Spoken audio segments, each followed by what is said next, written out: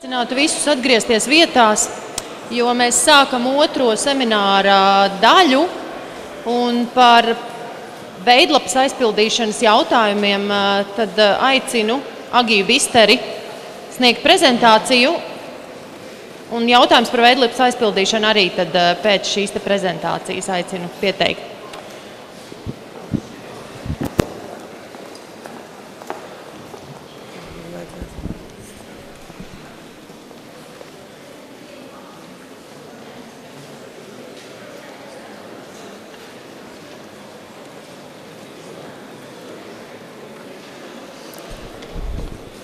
Labdien! Es esmu Agija Bistere, CFLA, Centrālās finanšu un līguma aģentūras projektu atlases nodaļas vadītājas vietniece. Ar daudziem no jums mēs droši vien esam jau runājuši telefoniski, iespējams esmu atbildējusi uz jūsu e-pastiem. Aicinu arī turpmāk iesūtīt jautājumus e-pastā, bet pirms jautājumu uzdošanas aicinu paskatīties mūsu mājaslapā reizi nedēļā piekdienās. Mēs apkopojam un publicējam informāciju par iesniegtajiem jautājumiem un atbildēm uz tiem. Tādā veidā jūs iespējams daudz ātrāk tiksiet pie sevi nepieciešamās atbildes. Un tagad pie prezentācijas. Lai mani var arī dzirdēt. Tātad īsumā par prezentācijas saturu. Īsi pieskaršos normatīvajam regulējumam, projekta iesnieguma iesniegšanas kārtībai, ātri pāriesim pāri projekta iesnieguma sagatavošanai, jo, diemžēl mēs laiku esam iekavējuši, laiks ir tik, cik ir, vēl ir plānotas mana prezentācija, vēl viena prezentācija un pēc tam vēl atbildes uz jautājumiem. Un tātad prezentācijas nobeigumā īsi pastāstīšu par projekta iesniegumu vērtēšanu. Un tātad pirmkārt par normatīvo regulējumu, kas nosaka visu šo projektu iesniegumu atlasi. Pirmkārt, tie ir ministra kabineta noteikumi, kurus kā nozares atbildīgā ministrija ir izstrādājusi Izglītības un zinātnes ministrija, saskaņojusi ar citām iesaistītajām institūcijām, un tie ir apstiprināti ministru kabinetā. Ministra kabineta noteikumi numur 34 spēkā stājušies ir 16. gada 22. janvārī. Vēlāk atgriezīsimies pie šī datuma, kāpēc tas ir tik būtisks sevišķi nesaimnieciskiem projektiem. Nākamais normatīvais dokuments, kurš nosaka, kādā veidā notiek šī atlase un kādā veidā tiek vērtēti projekta iesniegumi, ir projekta iesnieguma vērtēšanas kritēriji, kurus arī ir izstrādājusi nozares atbildīgā ministrija, Izglītības un zinātnes ministrija, saskaņojusi ar pārējām iesaistītajām institūcijām, un šie kritēriji ir apstiprināti uzraudzības komitejā. Kritēriji uzraudzības komitejā ir apstiprināti 24. novembrī. Balstoties uz šiem diviem iepriekš izstrādātiem un apstiprinātiem dokumentiem, Centrālā finanšu un līguma aģentūra kā sadarbības iestāde 2016. gada 6. aprīlī ir apstiprinājusi projektu iesniegumu atlases nolikumu, kurā ir apkopota šo divu iepriekš apstiprināto dokumentu informācija, plus vēl klāt detalizētāka informācija par to, kā jāsagatavo un jāiesniedz projekta iesniegums. Un tātad atlases nolikums nosaka projekta iesnieguma atlases kārtību, un tam ir pievienot sekojoši pielikumi.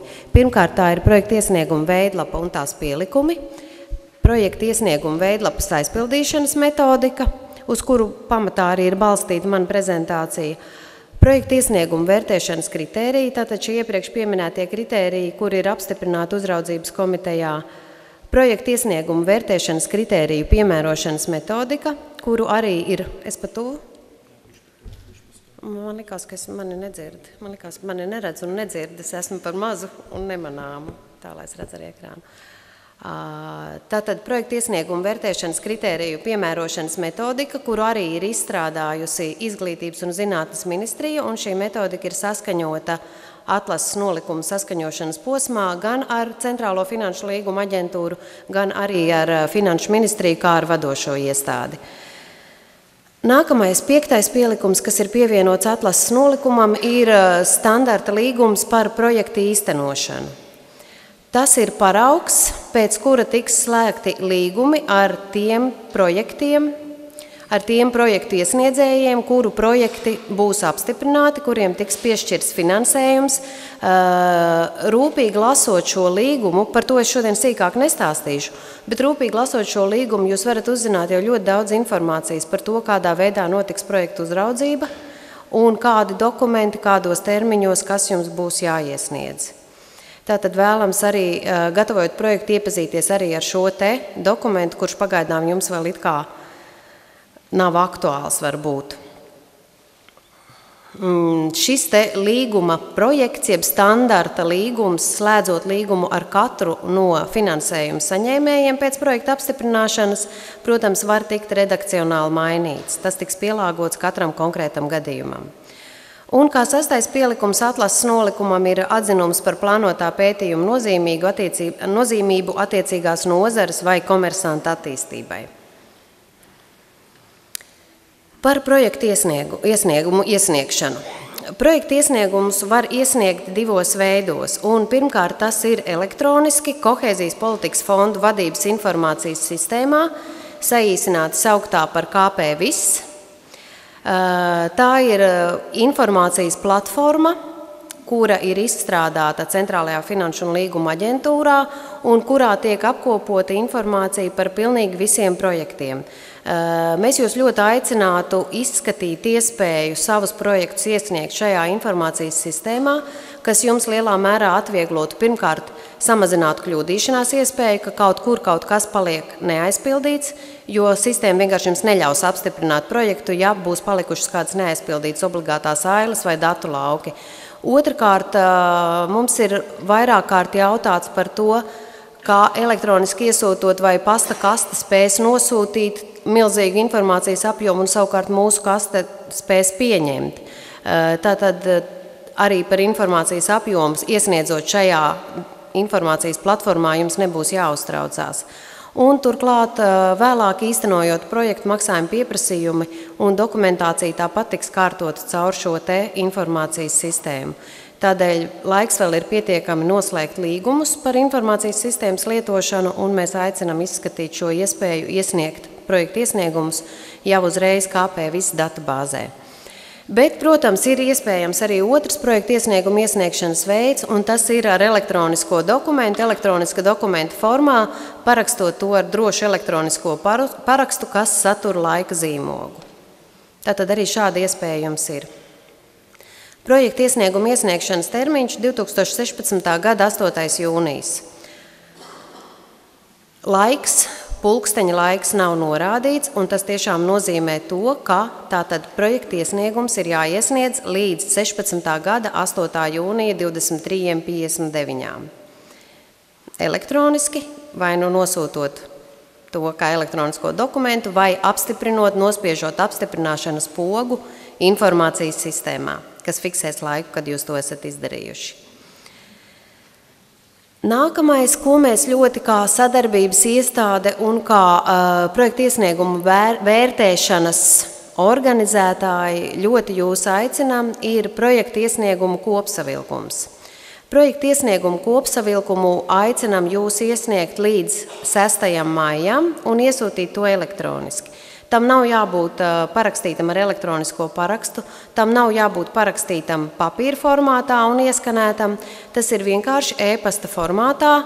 Mēs jūs aicinām šādu te dokumentu iesniegt, lai nodrošinātu jau laicīgu iespēju mums, kā vērtēšanas organizētājiem, apzināt potenciālās nozares, kurās tiks iesniegti projekti, apzināt aptuvenu projektu skaitu, un veikt kaut kādu iespējamu Eiropas komisijas ekspertu īso sarakstu veidošanu, no kuriem jau pēc oficiālās projekta iesniegšanas mēs atlasīsim tos ekspertus, kas jūsu projekts izvērtēs.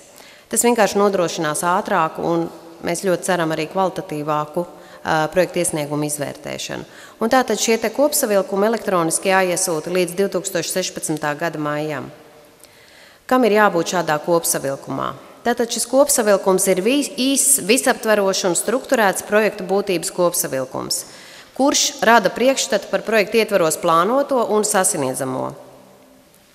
Rakstot kopsavilkumu būtiski ir ietvert tajā projekta būtību raksturojošus atslēgvārdus, jo, kā jūs visi zinat, datu bāzēs ekspertus atbilstoši jūsu iesniegtajam projektam mēs varam meklēt pēc atslēgvārdiem un atslēgvārdu sakopojumiem. Vēlams būtu norādīt 3 līdz 7 plānoto projektu raksturojošus atslēgvārdus. Šis kopsavilkums ir jāsagatavo angļu un latviešu valodā, un angļu valodā kopsavilkums nedrīkstētu pārsniegt 200 vārdus.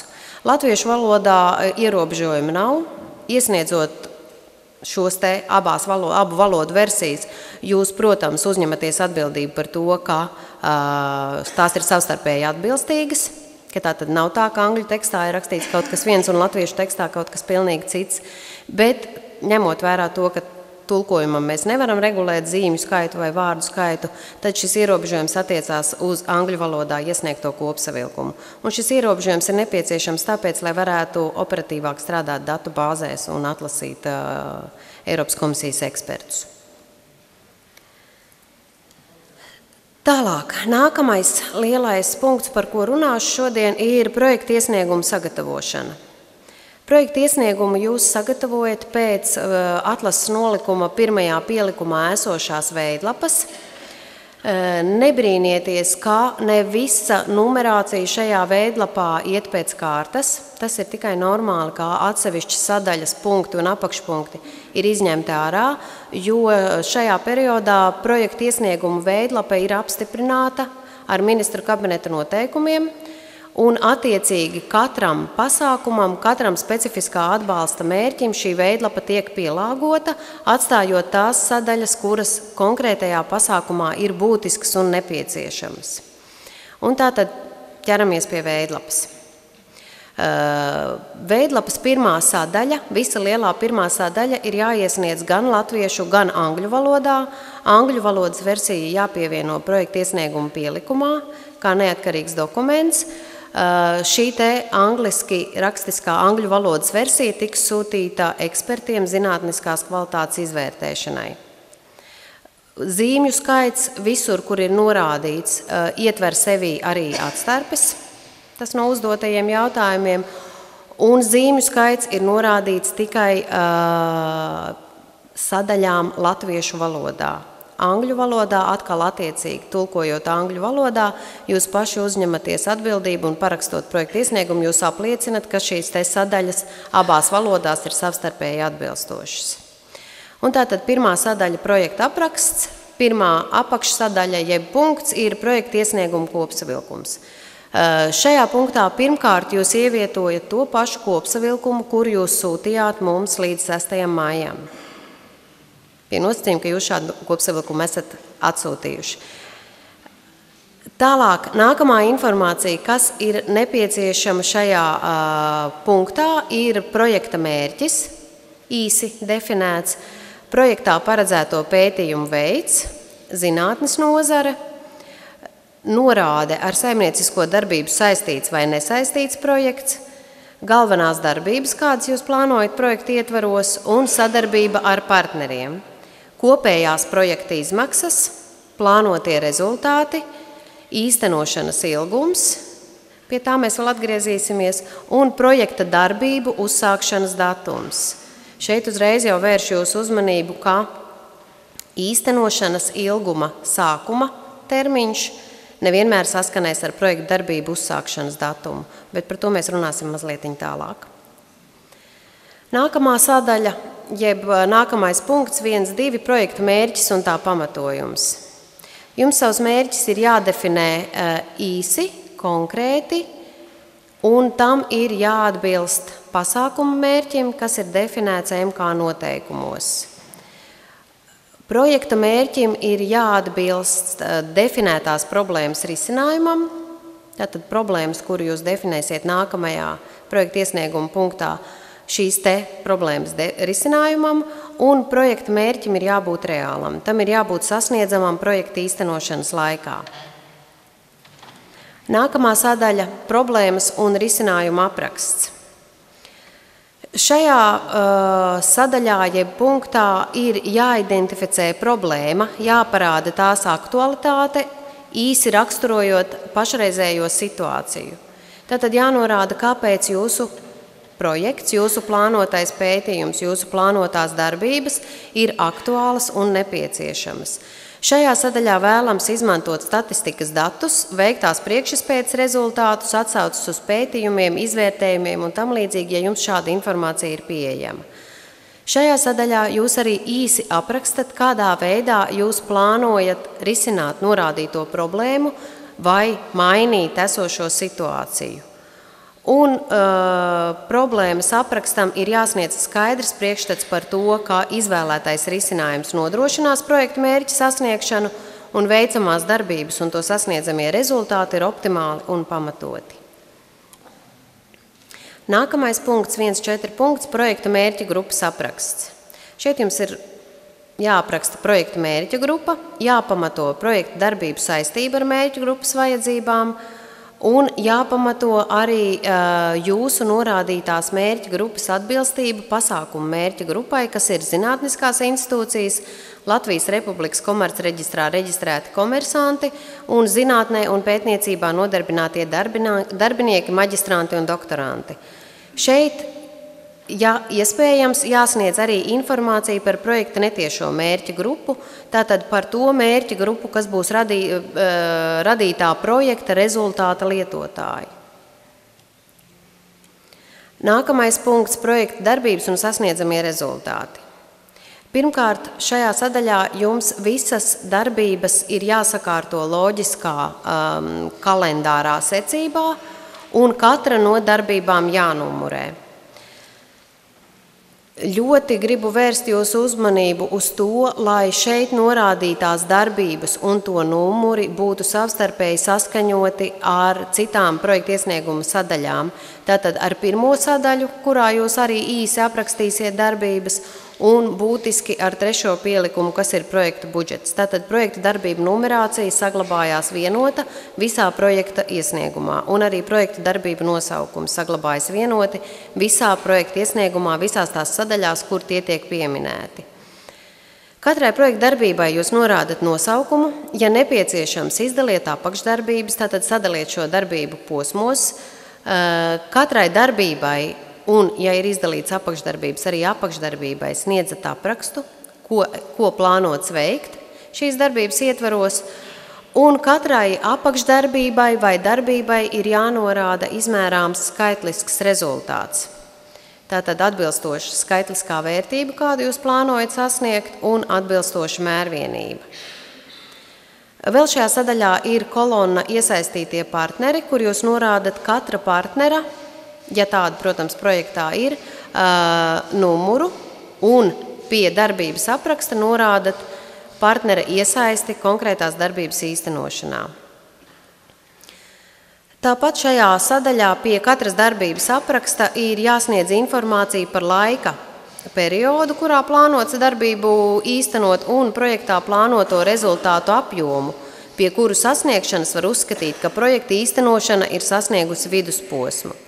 Tas nepieciešams mums jau tagad, jau laicīgi uz projekta apstiprināšanas brīdi. Vērtēšanā tas netiks varbūt izvērtēts, bet uz projekta apstiprināšanas brīdi, jo šajā pasākumā ir paredzēta ne tikai sākotnējā zinātniskās kvalitātes vērtēšana, ko veic EK eksperti, bet arī vidusposma izvērtēšana un gala rezultātu izvērtēšana. Un tā kā nevienmēr projekta kalendārais vidusposms saskan ar projekta reālo darbu vidusposmu, tad mēs jūs ļoti aicinām šo te vidusposmu norādīt šeit, lai varētu jau laicīgi plānot Eiropas komisijas ekspertu piesaistību vidusposmu izvērtēšanai. Plānojot projekta darbības, jāpārliecinās, ka tās vērstas uz projekta mērķa, tātad projekta iesniegumu 1.2 punktā minētais mērķis un plānoto uzraudzības rādītāju projekta iesniegumu 1.6 punkts un rezultātu sasniegšanu. Un plānotajam projekta vidusposmu un gala rezultātu zinātniskās kvalitātes izvērtējumam ir atbilstoši jāatspoguļojas projekta īstenošanas laika grafikā, kas ir projekta iesnieguma pirmais pielikums. Nākamā sadaļa, nākamais punkts 1.6, projektā sasniedzamie uzraudzības rādītāji. Tātad tiek dalīti divās lielās grupās. Pirmkārt, tie ir iznākuma rādītāji, norāda katram sasniedzamajam iznākuma rādītājam mērāmu skaitlisku apjomu. Veidlapā jums visi šie iznākuma rādītāji jau ir minēti. Projekta iesnieguma veidlapā norādītie sasniedzamie projekta iznākuma rādītāji izriet no MK noteikumos definētajiem pasākumu iznākuma rādītājiem, bet jums ir jānorāda sava projekta līmeņa iznākuma rādītāji. Un rakstot šeit plānotās vērtības, ir jānodrošina loģiska iznākuma rādītāja vērtību sasaiste ar plānotajām darbībām un tiem rezultātiem, kurus jūs esat plānojuši, ierakstījuši 1.5 sadaļā pie katras darbības rezultāta. Rezultātu rādītāji 1.6 apakšpunkts. Tātad atkal norāda katra sasniedzamā rezultāta rādītāja mērāmus apjomus, kā arī identificē sākotnējo vērtību, ja tas ir iespējams, un norāda plānoto vērtību, kādu jūs plānojat sasniegt.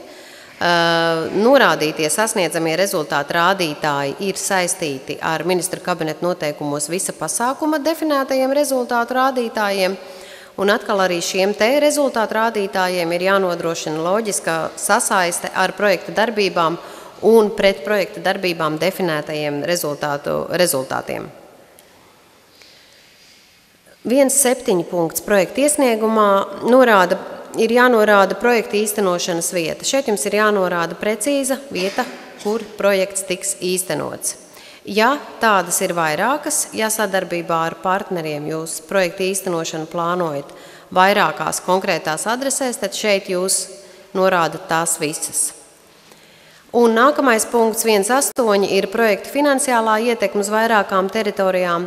Tātad, ja jūsu projekts tiek īstenots vairākās vietās, jūs norādat šeit tās visas, norādot finansiālo sadalījumu procentuāli. Tā, lai kopā saskaitot šos te procentus, kopējais finansiālais sadalījums būtu, nevis kopējais sadalījums, bet kopējais finanses sastādītu 100%. Tātad, ja jums būs pētniecības struktūra Rīgā un pētniecības struktūra teiksim, Daugavpilī, kas savstarpēji sadarbojoties īsteno projektu, jūs norādīsiet, cik liela daļa no finansējuma paliks šeit, Rīgā, cik liela daļa ies uz Daugavpili. Saskaitot kopā ir 100%. Šeit vēlams būtu norādīt nevis konkrēto fizisko adresi, bet norādīt pilsētu vai novadu, tātad mazāko statistisko vienību.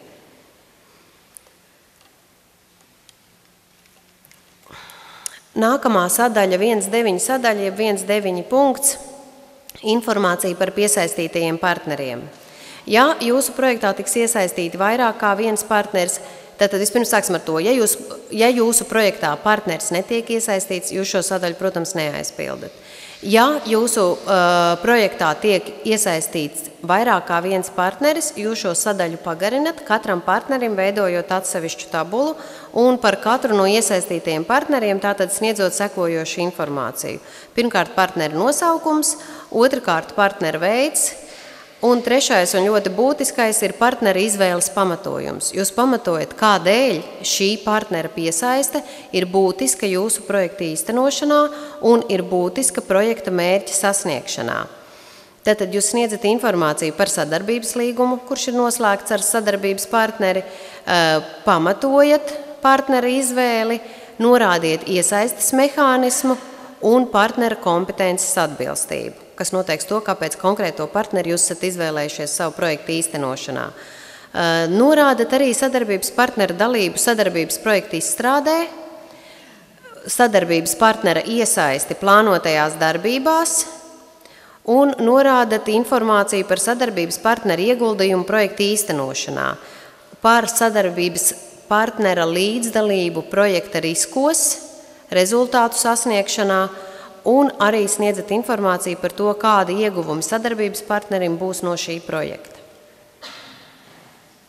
Par sadarbības partneriem runājot, būtiski atcerēties tajā brīdī, kad jūs vēl tikai plānojat projektu un plānojat šo te sadarbības partnera piesaisti, būtiski ir atcerēties, kā starp projekta īstenotāju un sadarbības partneri nedrīkst veidoties attiecības, kas būtu viennozīmīgi ārpakalpojuma attiecības.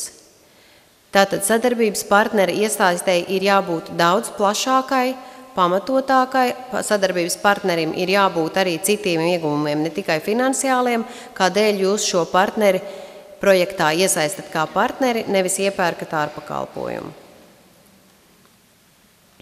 Otrā sadaļa.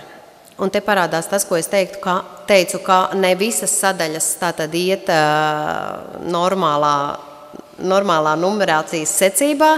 Tātad otrā sadaļa ir projekta īstenošana, un šī sadaļa ir jāsagatavo tikai latviešu valodā. Un šī sadaļa sākās ar 2-3 punktu, kas ir projekta īstenošanas ilgums pilnos mēnešos. Šeit gribu vērst jūs uzmanību uz to, ka projekta īstenošanas ilgums pilnos mēnešos šai sadaļā jums ir jānorāda skaitot no līguma noslēgšanas brīža. Tātad jums šai brīdī ir jāplāno, ir labi to teikt, jo mēs paši nevaram atbildēt uz jautājumu, kurā brīdī šis līgums varētu tikt noslēgts, bet tātad jums ir jāplāno, kurā brīdī tiks noslēgts līgums, un mēneši jāskaita sākot no šīs te līguma noslēgšanas brīža. Projekta īstenošanas laikam mēnešos jāsaskan ar 1.1 sadaļā, tātad projekta iesniegumu kopsavilkumā minēto projekta īstenošanas ilgumu mēnešos. Un projektus, kā to pasaka MK noteikumi, jūs varat īstenot 36 mēnešu laikā no projektu uzsākšanas datuma, bet ne ilgāk kā līdz 23. gada 30. novembrim. Par darbību uzsākšanu, kas tātad nevienmēr sakritīs ar līguma noslēgšanas brīdi. Tātad ar saimniecisko darbību nesaistītu projektu varēja uzsākt jau sākot ar 2016. gada 1. janvāri. Tehniski ekonomiskā priekšizpēte, kas nav uzskatām par darbu sākumu, varēja tikt uzsākta ar ministra kabineta noteikumu spēkā stāšanās dienu, un tas ir 2016. gada 22. janvāris. Un ar saimniecisko darbību saistītu projektu var uzsākt tātad sīkā, mikro, mazā vai vidējā komersanta gadījumā pēc projekta iesnieguma iesniegšanas un lielā komersanta gadījumā tikai un vienīgi pēc līguma noslēgšanas. Skatieties, lai jums ir skaidrība par to, kad tiek uzsākts projekta darbības, kad tiek noslēgts līgums, cik jūs skaitat mēnešus projekta īstenošanai. Nākamais punkts projekta iesniegumā ir projekta risku izvērtējums. Šajā sadaļā jūs norādat iespējamos riskus, kas var nelabvēlīgi ietekmēt, traucēt vai kavēt projekta īstenošanas gaitu. Riskus identificē pretprojekta darbībām vai projekta posmiem un apraksta klasificējot tos pa grupām. Tātad atsevišķi izdalot finanšu riskus, īstenošanas riskus, rezultātu un uzraudzības rādītāju sasniegšanas riskus, projekta vadības riskus un citus riskus. Katram no riskiem jūs sniedzat Katram no riskiem jūs sniedzat īsu riska aprakstu, novērtējat riska ietekmes līmeni un analizējiet riska, kā arī norādat, riska iestāšanās varbūtību. Un pret šo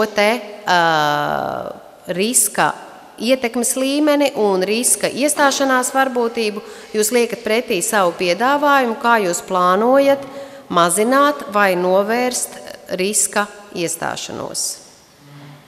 Tātad, kā jūs plānojat šos rādītājus, kurus jūs esat izvērtējuši, kā riska ietekmes līmeni un iestāšanās varbūtību, kā jūs tos domājat mazināt? Trešās sadaļas patiešām nav šajā projekta iesniegumā, pārējām uzreiz pie 4. sadaļas, un tā ir projekta ietekme uz vidi. 4. sadaļa arī ir jāsagatavo tikai latviešu valodā, un šajā sadaļā jums ir jānorāda projektā paredzēto darbību atbilstību likuma par ietekmes uz vidi novērtējumu noteiktajām darbības izvērtēšanas prasībām. Tātad šeit jūs norādat izvērtējums, vai tas ir nepieciešams, vai ir nepieciešams sākotnējais ietekmes uz vidi izvērtējums, vai nepieciešams ietekmes uz vidi novērtējums. Un, ja šāds novērtējums vai sākotnējais izvērtējums ir veikts, norādat arī datumu, kad šis izvērtējums ir veikts. 5. sadaļa – publicitāte. Arī šī sadaļa jāsagatavo tikai latviešu valodā, un šeit jūs norādat tos publicitātes pasākumus, kas atbilstoši visiem normatīvajiem aktiem jums ir obligāti. minimālie obligātie publicitātes pasākumi gadījumos, kad projekts tiek finansēts no ERAF naudas.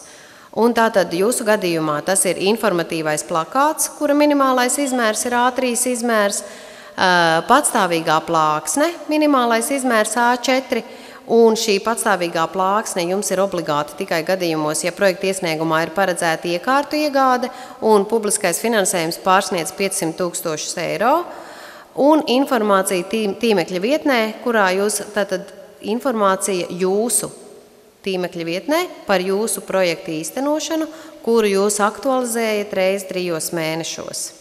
Šeit var tikt norādīti arī citi publicitātes pasākumi, bet vēlos vērst jūs uzmanību, ka citus publicitātes pasākumus no projekta finansējuma finansēt jūs nevarēsiet. Tad, ja jūs plānojat citus projekta publicitātes pasākumus, kurus jūs finansējat paši, tos jūs arī šeit varat norādīt. Un katram no minētajiem pasākumiem jūs norādat pasākumu aprakstu, īstenošanas periodu un skaitu, ja tas ir nepieciešams. Teiksim, informācijas aktualizēšanai tīmekļa vietnē jums nav jānorāda precīzs aktualizēšanas skaits, bet, teiksim, regularitāte, ka jūs to veiksiet reizi 3 mēnešos. 6. sadaļas nav, un tā nav kļūda. 7. sadaļa – valsts atbalsta jautājumi. Arī šis projekta iesnieguma punkts ir jāsagatavo tikai latviešu valodā, un pirmkārt jums ir jānorāda projekta īstenošanas veids, vai projekta iesniedzējs ir valsts atbalsta saņēmējs. Nesaimniecisko projektu gadījumā šeit jūs norādīsiet, ka projekta iesniedzējs nav valsts atbalsta saņēmējs. Saimnieciska projekta gadījumā jūs norādīsiet, ka projekta iesniedzējs ir valsts atbalsta saņēmējs. Un šajā gadījumā jūs tālāk no piedāvātajām izvēlēm izvēlaties atbalsta instrumentu. Tātad šī gadījumā tas vienmēr būs tiešais maksājums no valsts budžeta, un tālāk jūs izvēlaties no piedāvātajām izvēlēm atbalsta mērķi, jeb valsts atbalsta regulējumu atbilstoši jūsu izvēlētajai pētniecības kategorijai. Kā arī vēl šajā sadaļā jums ir jāapliecina, ka uzņēmums neatbilst grūtībās nonākušu uzņēmumu definīcijai, un apliecinat, ka jūsu projekta īstenošana, projekta darbības nav uzsāktas pirms ministru kabinetā norādītajiem termiņiem. Tātad tiem termiņiem, par kuriem mēs runājām saistībā ar projekta īstenošanas laiku un darbību uzsākšanu. 8. sadaļa. 8. sadaļa ir kopējs projekta iesniedzēja apliecinājums par to, kā projekta iesniedzējs apzinās riskus, kurus uzņemās, iesniedzot šo projektu, apņemās nodrošināt dubultā finansējuma novēršanu, un tātad detāli jūs varat izlasīt arī visu pārējo. Šis ir gatavs teksts, kuru jūs nedrīkstat redakcionāli mainīt, svītrot, dzēst. Tas ir gatavs teksts, formāls apliecinājums, kuru jūs parakstat, jau iesniedzot projekta iesniegumu. Tātad šajā apliecinājumā jums ir jāaizpilda tikai sākuma rindas, norādot konkrēto amatpersonu, iestādi un amatu iestādē, kas būs projekta iesnieguma iesniedzēja, bet paraksts papildus šeit klāt nav jāpievieno. Jo apliecinot elektronisko dokumentu vai apstiprinot projektu iesniegumu KP-VIS datubāzē, jūs jau būsiet projektu parakstījuši un līdz ar to būsiet parakstījuši arī šo te apliecinājumu. Tas ir viss īsumā par pašu projektu iesniegumu veidlapu, tālāk seko obligātie pielikumi, kuri ir jāpievieno projektu iesniegumam. Un tātad pirmais pielikums ir projekta īstenošanas laika grafiks. Šis laika grafiks arī ir jāsagatavo tikai latviešu valodā un jānorāda projekta īstenošanas laiks ceturkšņu un gadu sadalījumā pa veicamajām darbībām un apakšdarbībām. Un šeit parādīsies tā starpība starp projekta uzsākšanu un projekta darbību uzsākšanu.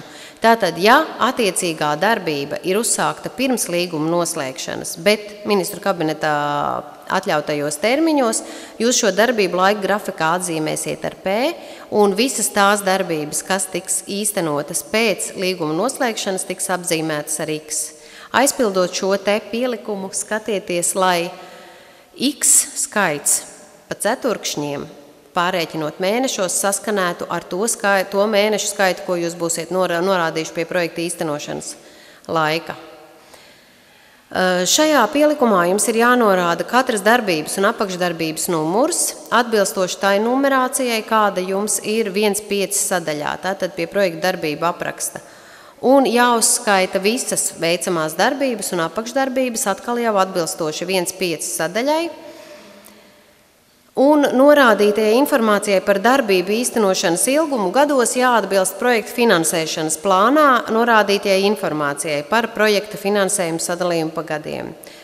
Finansēšanas plāns ir 2. pielikums, par kuru tūlīt runāsim. Un tātad vēlreiz, kā informācijai par projekta darbībām pēc līguma noslēgšanas jāsakrīt ar 2.3 punktā norādīto mēnešu skaitu. 2. pielikums finansēšanas plāns atkal jāsagatavo tikai latviešu valodā un jānorāda projektā plānoto izmaksu sadalījums pa gadiem un finansēšanas avotiem. Jums ir jau priekšā norādīti iespējamie finansēšanas avoti.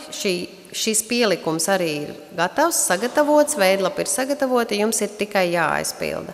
Un jums ir jānorāda attiecināmās izmaksas, tikai attiecināmās tātad pa gadiem, un jāplāno aritmētiski precīzi, protams, gan horizontāli, gan vertikāli viena gada ietvaros, jānorāda ar 2 cipariem aiz komata, norādot summas eiro. Aicinu, sagatavojot projektu elektroniskā formātā, pašiem pārliecināties par formulu pareizību, jo kopējot Excel failus, pārliekot to varbūt citos, nezinu pareizi kā pateikt, cita vecuma programmātikā formulās var ieviesties kļūdas. Projekta iesniedzējs pats ir atbildīgs par to, lai aritmētiski projekta iesniegumā viss būtu pareizi. Tālāk projekta kopējām attiecināmajām izmaksām šajā sadaļā ir jāatbilst projekta 3. pielikumā projekta budžeta kopsavilkums ailē kopā norādītajām kopējām attiecināmajām izmaksām, un ja kādā no projekta īstenošanas gadiem izmaksas netiek plānotas, tad tur ir jānorāda 0,00, tāpat ar 2 cipariem aiz komata. 3. pielikums projekta budžeta kopsavilkums. Šis budžeta kopsavilkums jums ir jāsagatavo abās valodās, tātad gan latviešu, gan angļu valodā, angļu valodas versiju pievienojot projekta iesnieguma pielikumā. Arī projekta budžets tiks sūtīts Eiropas komisijas ekspertiem izvērtēšanai. Un tātad arī šajā projektā budžeta kopsavilkumā jums jau ir norādītas izmaksu pozīcijas lielajās grupās, atbilstoši tam, kā šīs izmaksu pozīcijas ir definētas MK noteikumos.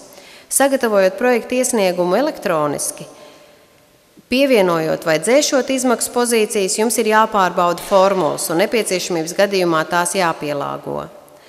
Ievedot informācijas platformā KPVIS, jūs nevarēsiet dzēst izmaksu pozīcijas, jūs vienkārši norādat nulles tajās pozīcijās, kas jums nav nepieciešamas. Būtiski pievērst uzmanību, ievedot KPVIS sistēmā ar saimniecisko darbību saistīta projekta budžeta kopsavilkuma datus. Pēc datu ievades netiešo izmaksu pozīcijā, tas ir 1. pozīcijā, izveidotā summa jums ir jādzēš un jāliek iekšā 0. Jo budžets ir būvēts tādā veidā, ka aizpildot budžeta pozīcijas un nepieciešamās apakšpozīcijas, ja jūs tādas veidosiet, no visām šīm pozīcijām automātiski tiks sarēķināti 25% netiešajās izmaksās, bet 25% likme netiešajām izmaksām ir piemērojama tikai un vienīgi nesaimnieciskajiem projektiem. Saimnieciskajiem projektiem šī budžeta izpratnē netiešās izmaksas nav plānotas. Mazlietiņ par to, ko iepriekš jau prezentācijā teicu un ko mēs arī esam teikuši par saimnieciskajiem projektiem. Tātad par saimnieciskajiem projektiem. Saimnieciskajiem projektiem šajā pasākumā netiešās izmaksas tādā izpratnē kā izmaksas, kuras netiek pārbaudītas, netiek plānotas. Bet regulas izpratnē, par kuru ir atsauce MK noteikumos, regula definē, ka saimnieciskajos projektos ir iespējamas papildus netiešās izmaksas, kas šajā budžetā ir kā pēdējā budžeta pozīcija, Tās ir papildus izmaksas, kas saimnieciskā projekta gadījumā būs tiešās un tiks pārbaudītas, bet šajās izmaksās jūs varat iekļaut administratīvās izmaksas. Tātad gan projekta vadības izmaksas, gan pārējās administratīvās izmaksas. Un tātad definētajām budžeta pozīcijām jūs varat veidot apakšpozīcijas, ja tas ir nepieciešams, varat definēt līdz pat 3 papildus apakšlīmeņiem. Projektā var tikt iekļautas tikai tādas izmaksas, kas ir nepieciešams projekta īstenošanai, un to nepieciešamība izriet no 1.5 jeb projekta darbību aprakstā minētajām plānotajām projekta darbībām. Kā arī ir jāskatās, lai izmaksas nodrošinātu projekta darbību aprakstā norādīto rezultātu sasniegšanu un veicina norādīto rezultātu un iznākumu rādītāju sasniegšanu. To rezultātu un iznākumu rādītājus, kurus jūs paši esat minējuši 1.6 punktā. Izmaksas ir jāataino tā, lai ir nepārprotams skaidrs, kā projekta iesniedzējs ir nonācis līdz gala summai katrā izdevuma pozīcijā. Ja nepieciešams, jūs varat katrai no šīm pozīcijām un apakšpozīcijām tātad izdalīt vēl apakšpozīcijas. Ja nepieciešams, varat veidot vēl papildus pielikumus. Bet vērtējot projektu, ir jābūt skaidram, kādā veidā jūs esat nonākuši līdz konkrētajai summai. Un katrai apakšpozīcijai norāda atbilstošas mērvienības un saistīto darbību numurus. Tātad, kurai no darbībām šīs izmaksas ir nepieciešamas. 4. pielikums. 4. pielikums ir zinātniskā kvalitāte, un šis pielikums jums ir jāsagatavo tikai angļu valodā. Šeit ir norādīts zīmju skaits. Bija jautājums, kas notiks, ja zīmju skaits tiks pārsniegts. Diemžēl šo jautājumu es nevaru atbildēt, jo 4. pielikumu zinātnisko kvalitāti vērtēs tikai un vienīgi Eiropas komisijas eksperti, un mēs nekādā veidā nevaram prognozēt katra individuāla eksperta attieksmi pret to, kā tiek pārsniegts norādītais zīmju skaits. Tas var būt ļoti dažādi. Varbūt eksperts, kurš tam nepievērš uzmanību, varbūt eksperts, kurš uzskata, ka tas ir būtisks rādītājs, ja gatavojot projektu nav ievērots šis te nosacījums. Līdz ar to jums pašiem ir jāskatās un jāizvērtē riski. Bet tātad šeit 4. pielikumā zīmju skaits ir norādīts. Un tātad šeit jums ir jānorāda projekta plānotāja ietekme, tā skaitā ieguldījums Latvijas viedās specializācijas stratēģijas, turpmāk ļoti bieži sauktā par RIS3 un arī turpmāk šeit lietošu šo saīsināto nosaukumu. Un tātad jāapraksta projekta plānotāja ietekme, jāapraksta rezultāti saskaņā ar ministru kabineta noteikumos definētajiem rezultātiem un jāiezīmē projekta un tā rezultātu plānoto ieguldījumu RIS3 īstenošanā. Nākamais, kas jums ir jānorāda pie zinātniskās kvalitātes, ir projekta pieejas pamatojums, un šeit jums ir jāsniedz skaidrojums, kāpēc ir izvēlēta projektā pieteiktā pētnieciskā pieeja, un jāpamato pētījuma īstenošanas pieejas, jeb alternatīvas izvēli, ņemot vērā optimālo un efektīvāko plānotā pētījuma ieviešanas alternatīvu, lai iegūtu vēlamo rezultātu un sniegtu zinātniski pamatotu informāciju. Tālāk jums ir jānorāda projekta rezultātu zinātniskā vērtība, novitātes līmenis un atbilstība konkrētās tautsaimniecības nozares vajadzību nodrošināšanai, un šeit jāietver informācija par pētījumu rezultātu zinātnisko vērtību, novitātes līmeni un atbilstību konkrētās tautsaimniecības nozares vajadzību nodrošināšanai, jāapraksta, kāds progress salīdzinājumā ar konstatēto esošo situāciju ir paredzams jūsu pētījuma rezultātā, jāietver tirgū esošu analogu un izstrādņu parametru salīdzinājumu un skaidri jānorāda, kādu sociālo un ekonomisko ietekmi plānotā pētījuma rezultāti sniegs RIS3 noteiktajiem tautsaimniecības transformācijas virzieniem un izaugsmes prioritātēm. Vēl šajā zinātniskās kvalitātes aprakstā jums ir jānorāda projekta ieguldījums ilgtermiņa sadarbības veicināšanā ar ārvalsts augstākās izglītības institūcijām vai zinātniskajām institūcijām. Tātad jānorāda, vai un kāpēc pētījuma beigām turpināsies sadarbība ar projekta ārvalstu sadarbības partneri, protams, tādā gadījumā, ja jums šāds ārvalstu partneris ir, un jāpamato, kādas pozitīvas izmaiņas konkrētā pētījuma rezultāti ieviesīs sadarbības zinātniskajā institūcijā, uzņēmumā vai nozarē kopumā salīdzinājumā ar nulles alternatīvu. Gadījumā, ja jums šāda ārvalstu partnera nav, un ja jūsu pētījuma rezultātos jūs neplānojat sadarbību ar ārvalstu institūcijām, tādā gadījumā, protams, šeit jums nav ko norādīt. Vēl jānorāda projekta ieguldījums eko-inovatīvu tehnoloģiju attīstībā un ieviešanā, ja tāds ir attiecināms, projekta rezultātu izplatīšanas un pārneses pasākumi, ļoti būtisks punkts, projekta rezultātu ilgtspēja un projekta ieguldījums veselīgi nodzīvoto gadu skaitu pieaugumā arī tikai tādos gadījumos, ja tas ir attiecināms. 5. pielikums – projekta ieviešana. Pielikums jāsagatavo tikai angļu valodā. Arī šo pielikumu izvērtēs Eiropas komisijas eksperts. Un šeit jāietver tātad projekta darba plāna apraksts, tostarp atskaites punktu, iznākumu un rezultātu rādītāju, to sasniegšanas laiks, pārbaudas veids un izplatīšanas līmenis. Vērš jūsu uzmanību, ka šis pielikums jāiesniedz tikai angļu valodā, un tomēr jums ir jānodrošina, ka šeit minētā informācija saskan un savstarpēji atbilst ar projekta iesnieguma pamatinformāciju, kuru jūs iesniegsiet latviski. Tātad visās jau iepriekš minētajās projekta iesnieguma sadaļās minēto informāciju. Šajā pielikumā jūs tabulā schematiski attēlojat visus atskaites punktus, jeb milestones, un norādat arī pētījuma īstenošanā iesaistītā personāla kvalifikāciju un pieredzi, projekta komandas kvalitāti, tai skaitā partnerības līdzsvaru un papildinātību un studentu iesaisti. Sadarbības kvalitāte ir tātad partneru funkcijas, atbildības sadalījums, ieguldījums tehnoloģiju pārnesē, tātad kādā mērā partneris iesaistīsies jūsu projekta īstenošanā.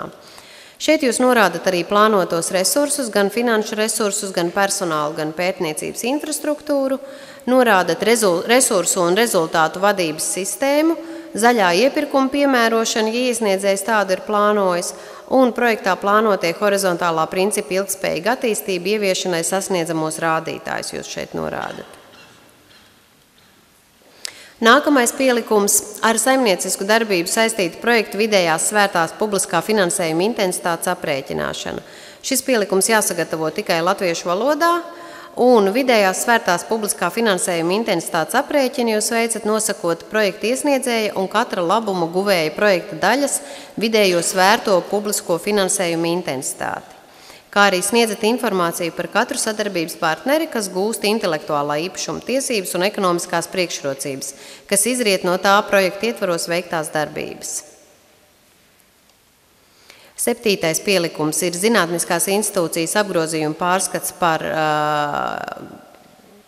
šeit norāda konkrētu gadu, jāsagatavo tikai latviešu valodā, un par apgrozījumu pārskatu jau stāstīja Izglītības un zinātnes ministrijas pārstāve savā prezentācijā, tādēļ tikai ļoti īsi jums ir jāaizpilda gatavās tabulas, sniedzot informāciju par izdevumiem un ieņēmumiem, sadalījumā pa ekonomiskās klasifikācijas kodiem un dimensijām, tātad minot darbību raksturu un darbības veidu.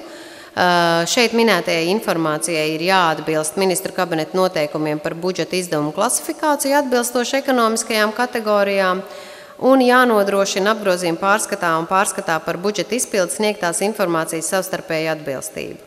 Nepieciešamības gadījumā šo te zinātniskās institūcijas apgrozījumu pārskatu var papildināt ar kolonnām, sniedzot informāciju par papildus darbībām. Šis te apgrozījuma pārskats tiks izmantots, lai izvērtētu jūsu institūcijas atbilstību pētniecības organizācijas definīcijai.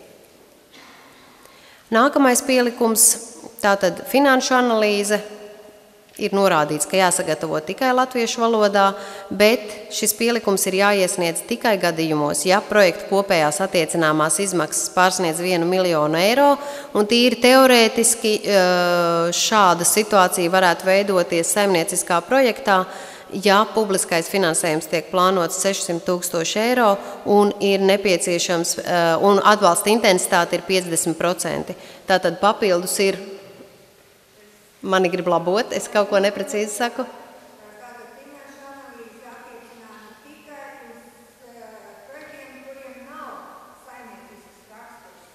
Un pie tā finanšu analīzes veids uz saistīto projektu kopumu, kur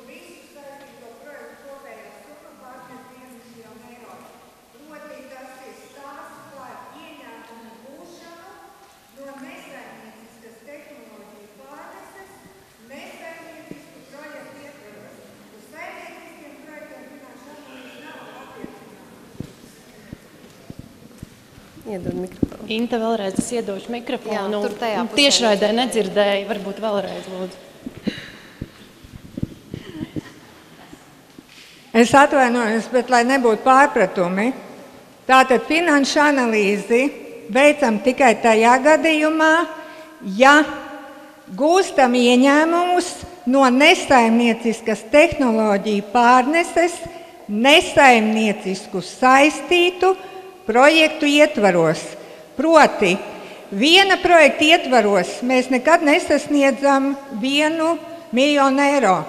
Tātad pirmā kārta, pirmā atlase 648 000 eiro. Startējam, turpinām pētījumu uz vienu prototipu izstrādi 3. atlases kārtas ietvaros. Summējot abus projektus, kopējās attiecināmās izmaksas pārsniedz 1 miljonu eiro un veicam tehnoloģiju pārnesi, gūstam maksimālu labumu un diversificējam finanšu avotus, iekrīt mums naudiņa kabatā, taisam finanšu analīzi un pierādam, ka mums nav jākoreģē ERAF atbalsts. Vai, piemēram, startēt šajā aktivitātē un ekonomikas ministrijas administrētā aktivitātē 1212, kur jums sniegs atbalstu tehnoloģiju pārnesē gan sniedzot tīri tādu konsultatīvu atbalstu, gan dodot iespēju paturpināt no 6. tehnoloģiju gatavības līmeņa pāriet uz 7. Proti jūs vienu daļu eksperimentālās izstrādes veiksiet, finansēsiet no citas aktivitātes, tātad atkal kopā 2 saistīti projekti, saskaitam kopējās naudas, tikko pārsniedz 1 miljonu, un gūstam ieņēmums no tehnoloģiju pārneses, tikai tad veicam to finanšu analīzi. Paldies! Paldies par komentāru. Tātad ejam tālāk. 9. pielikums. Iesaistīto zinātnisko darbinieku CV. Arī šie te dokumenti jums ir jāsagatavo tikai angļu valodā, un tie tiks sūtīti Eiropas komisijas ekspertiem izvērtēšanai. Un šajos TCV ir jāmin visa norādītā informācija. Varbūt, lai nekavētu laiku, es sīkāk nepakavēšos. Es domāju, ka tur nevajadzētu būt nekādiem jautājumiem par norādāmo informāciju. 10. pielikums. 10. pielikums jāsagatavo tikai latviešu valodā, un šeit ir jāmin projekta iesniedzēji īstenošanā esošie un pieteiktie projekti.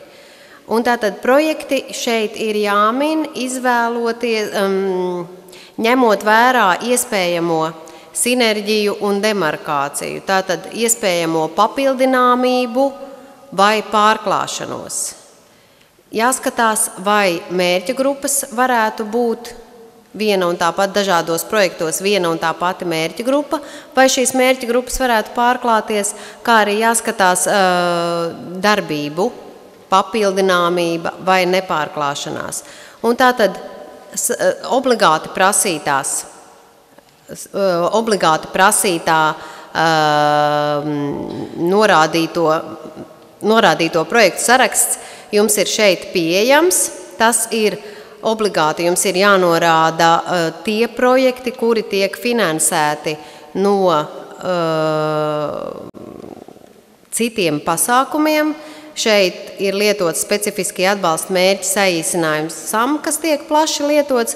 Tātad no šeit definētajiem specifiskajiem atbalsta mērķiem, tātad turpmākajās kārtās, ja jums tiks finansēts kāds projekts vēl no 1111 pasākuma, šeit jānorāda arī projekti, kuri tiek iesniegti 1112, 1113 pasākumā, kuri vēl pagaidām nav 1114, 1115. Šīs atlases vēl nav izsludināts, tātad šajā kārtā tas uz jums neatiecās. Jānorāda projekti, ja tādi ir, kuri tiek finansēti specifiskā atbalsta mērķa 1211 ietvaros un 1212 ietvaros. Kā arī šeit jums ir jānorāda projekti, kuri tiek īstenoti programmas apvārsnes 2020 ietvaros, vai arī ir finansēti no valsts budžeta vai citiem finanšu avotiem jūsu institūcijā.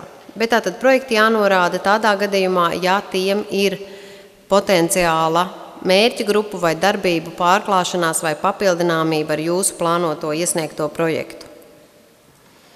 Tātad šeit jūs norādat gan īstenošanā esošus, gan arī pieteiktos projektus, par kuriem jūs vēl nezināt, vai jūs saņemsiet finansējumu, un projekta gaitā jūs informāciju papildinat, ja projekta iesniedzējs vai sadarbības partneris īstenošanas laikā ir iesaistījies jaunā projektā, kas ir attiecināms uz kādu no iepriekš minētajiem pasākumiem. Tālāk pārējie pielikumi. 11. un 12. pielikums. Pašlaik uz projekta iesniegšanas brīdi nav jāaizpilda, tie ir informatīvi, tādus jūs sagatavosiet tad, kad jūs projektu jau īstenosiet, kad jums būs jāatskaitās par maksājumu pieprasījumiem, un tātad tas notiks jau projekta uzraudzības fāzē. Un 13. pielikums ir projekta budžeta kopsavilkums, kurš pamatā ir tieši tāds pats kā 3. pielikums, tātad projekta budžeta kopsavilkums, bet papildus šeit ir pievienoti atsevišķi budžeti katram no iesaistītajiem partneriem. Un šāds te papildus budžeta kopsavilkums ir nepieciešams, lai varētu izvērtēt katra iesaistītā partnera finansējumu plānoto intensitāti. Tas ir viss īsumā pārskrienot par projektu iesniegumu sagatavošanu. Ja ir jautājumi, varu uz tiem atbildēt varbūt prezentācijas beigās, vai arī, ja gribat tagad, varam arī tagad uzreiz. Bet es tiešām aicinu iesūtīt elektroniski jautājumus un pirms iesūtīšanas pārskatīt to, kas ir publicēts mūsu mājaslapā. Jā. Man būs ļoti vienkārši jautājumi. Jā. Angļu variants pirmajai sadaļai. Tur ir īpaša veidlapa vai to brīvā formā? Nē, tur ir tā pati veidlapa pārlikta angļu valodā, un tā ir pieejama mūsu mājaslapā. Visām angliski iesniedzamajām sadaļām ir tulkojums mūsu mājaslapā pie informatīviem materiāliem, jo tās nav apstiprinātas un savstarpēji saskaņotas. Tas vienkārši ir mūsu pašu tulkojums latviskajai veidlapai. Tad tur mērķa grupa, tā ir izpildītāju grupa, es to jau sapratu, jā, tādā īpatnējā valodā. Tad kas ir mērķa grupas problēmas? Tas jums ir jāskatās. Redziet, problēma kā tāda, šis te definējums, ka jebkurš projekts risina kādu esošu problēmu, tas nāk vispār no projektu teorijas. Esošajā gadījumā droši vien tā ir kaut kāda esošā situācija, kuru jūs plānojat uzlabot, kurā jūs plānojat veikt izmaiņas. Tā varbūt nav problēma negatīvā izpratnē kā kaut kas slikts, tā vairāk ir problēma pozitīvā izpratnē kā iespēja kaut ko risināt, darīt, uzlabot. Un beidzot, 1.5 sadaļā tur ir tie darbības, Jā. Un pateiks 3000 zīmju. Tas ir uz katru darbību? Uz katru darbību. Bet kā tad izskatīsies veidlapa, ja uz katru būs? Nebūs tur ir šaura kolonna un 3000. Rakstiet mazāk. Rakstiet drīkst. mazāk. Tas ir tikai drīkst mazāk. Noteikti drīkst mazāk. Lūdzu, nākamais. Sveiki, man būs vairāk jautājumu. Viens par terminoloģiju. Tātad figurē ir kopsavilkums, kas ir projekta pieteikuma kopsavilkums, kas ir, ja nemaldos, 4000 zīmes, ja? Tas garais. Tad figurē turpat ir projekta kopsavilkuma apraksts, kas, es saprotu, ir tas, kas ir uz 6. māju. Jautājumos atbildēs vēl parādījās vārds anotācija, taču šajā te izdalītajā materiālā un šodien arī jūsu prezentācijā nes kāpēc parādījās atkal, ka uz 6. māju ir jāiesniedz kopsavilkums. Tad es vēlos varbūt precizēt, ka vai es pareizi saprotu, ka līdz 6. maijam ir kopsavilkuma apraksts, maksimums 200 vārdi, nevis viss pilnais kopsavilkums, kur ir uzrakstīti visi mērķi un viss tas. Jā, jūs pilnīgi pareizi saprotat. Līdz 6. maijam ir jāiesūta īsais kopsavilkums, kurš pēc tam būs jūsu projekta iesnieguma lielā visaptverošā kopsavilkuma daļa. Es īsti nesapratu, kurā brīdī jūs minējāt vārdu anotācija. Tas parādījās jautājumos un atbildēs. jūsu mājaslapā. Anotācija visdrīzāk ir minēta kontekstā ar ministru kabinetu noteikumiem, iespējams. Jā, Iespējams. tā būs cita anotācija. Šeit mēs tādu terminu nelietojam. Tātad par šo te kopsavilkumu aprakstu, vai šajā kopsavilkuma aprakstā jau ir jānorāda sadarbības partneri, projekta tips, vai tas ir saimniecisks vai nesaimniecisks, vai ir jārunā tikai un vienīgi par to projektu būtību un sagaidāmiem rezultātiem? Tajā īsajā kopsavilkumā, kur jūs iesūtat, ir jārunā tikai par projektu būtību un sagaidāmiem rezultātiem. Visa pārējā plašā izvērstā informācija pēc tam ir projekta iesniegumā jāmin. Atslēgvārdi kopsavilkuma aprakstā, vai ir ievietojami tekstā šajos 200 vārdos, vai ir Var gan tā, apakšā? gan tā. Var gan tā, gan tā likt. Tas, ko mēs gribējām uzsvērt šai kopsavilkuma tekstā ar atslēgvārdiem, lai būtu tās pamata lietas, pēc kā mēs varam saprast, kas tā ir par nozari, kāda tipa ekspertam būtu šis projekts jāvērtē, lai tas notiktu kvalitatīvi. Tā, runājot jau par šo te lielo kopsavilkumu, ja mēs izvirzām racionāli sasniedzam mērķi, taču projekta gaitā kaut kādu ierobežojumu vai fizikālu vai citu rezultātā mēs saprotam, ka mērķi vienkārši nav iespējams sasniegt, kas notiek tad? Pētniecības projektos arī negatīvs rezultāts ir rezultāts. Tātad, ja mēs pierādām, ka mērķi nav iespējams sasniegt, mums nav jāatmaksā. Viss būs atkarīgs no pamatojuma un jūsu sniegtiem pierādījumiem, Jā. Vai piešķirto finansējumu var izmantot tādu darbību apmaksāšanai, kas ir uzsākts pirms līguma noslēgšanas? Atbilstoši tam, kā ministra kabineta noteikumi regulē darbību uzsākšanu. Tur bija tas 1. janvārs, 22. Jā, janvārs. konkrētiem projektiem 1. janvārs vai 22. janvārs, bet tikai ir jāskatās, vai jūsu projekts atbilst tam. Jā, aha. Tā, vai šim te līdzfinansējuma avotiem, vai tur ir uz iesniegšanas brīdi jābūt apliecinājumam? Par kuriem jūs domājat? Nesaimnieciskam projektam tie 7,5%, kas ir pašu līdzfinansējums vai partneru līdzfinansējums, tad vai šiem 7,5% ir jābūt apliecinājumam par finansējumu piešķiršanu? Nē, papildus apliecinājumu mēs neprasam. Iesniedzot projektu iesniegumu un to parakstot, jūs kā institūcija, kā iestāde, kā uzņēmums apņematies to līdzfinansēt. Protams, projektu uzraudzības gaitā tas tiks stingri kontrolēts un skatīts. Skaidrs, paldies. Un jautājums par 10. pielikumu, kur bija par sinerģiju ar citiem projektiem. Jautājums, vai šī sinerģija var būt tikai ar iesniedzēju citiem projektiem, kur es saprotu, iesniedzējs var būt viens, vai, ja tas ir sadarbības projekts, tad vairāk.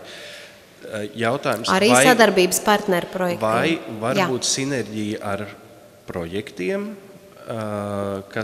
kurus izpilda sadarbības partneri, taču kuri nav šī projekta izpratnē mūsu sadarbības partneri, jeb viņi neizmantos šo te finansējumu.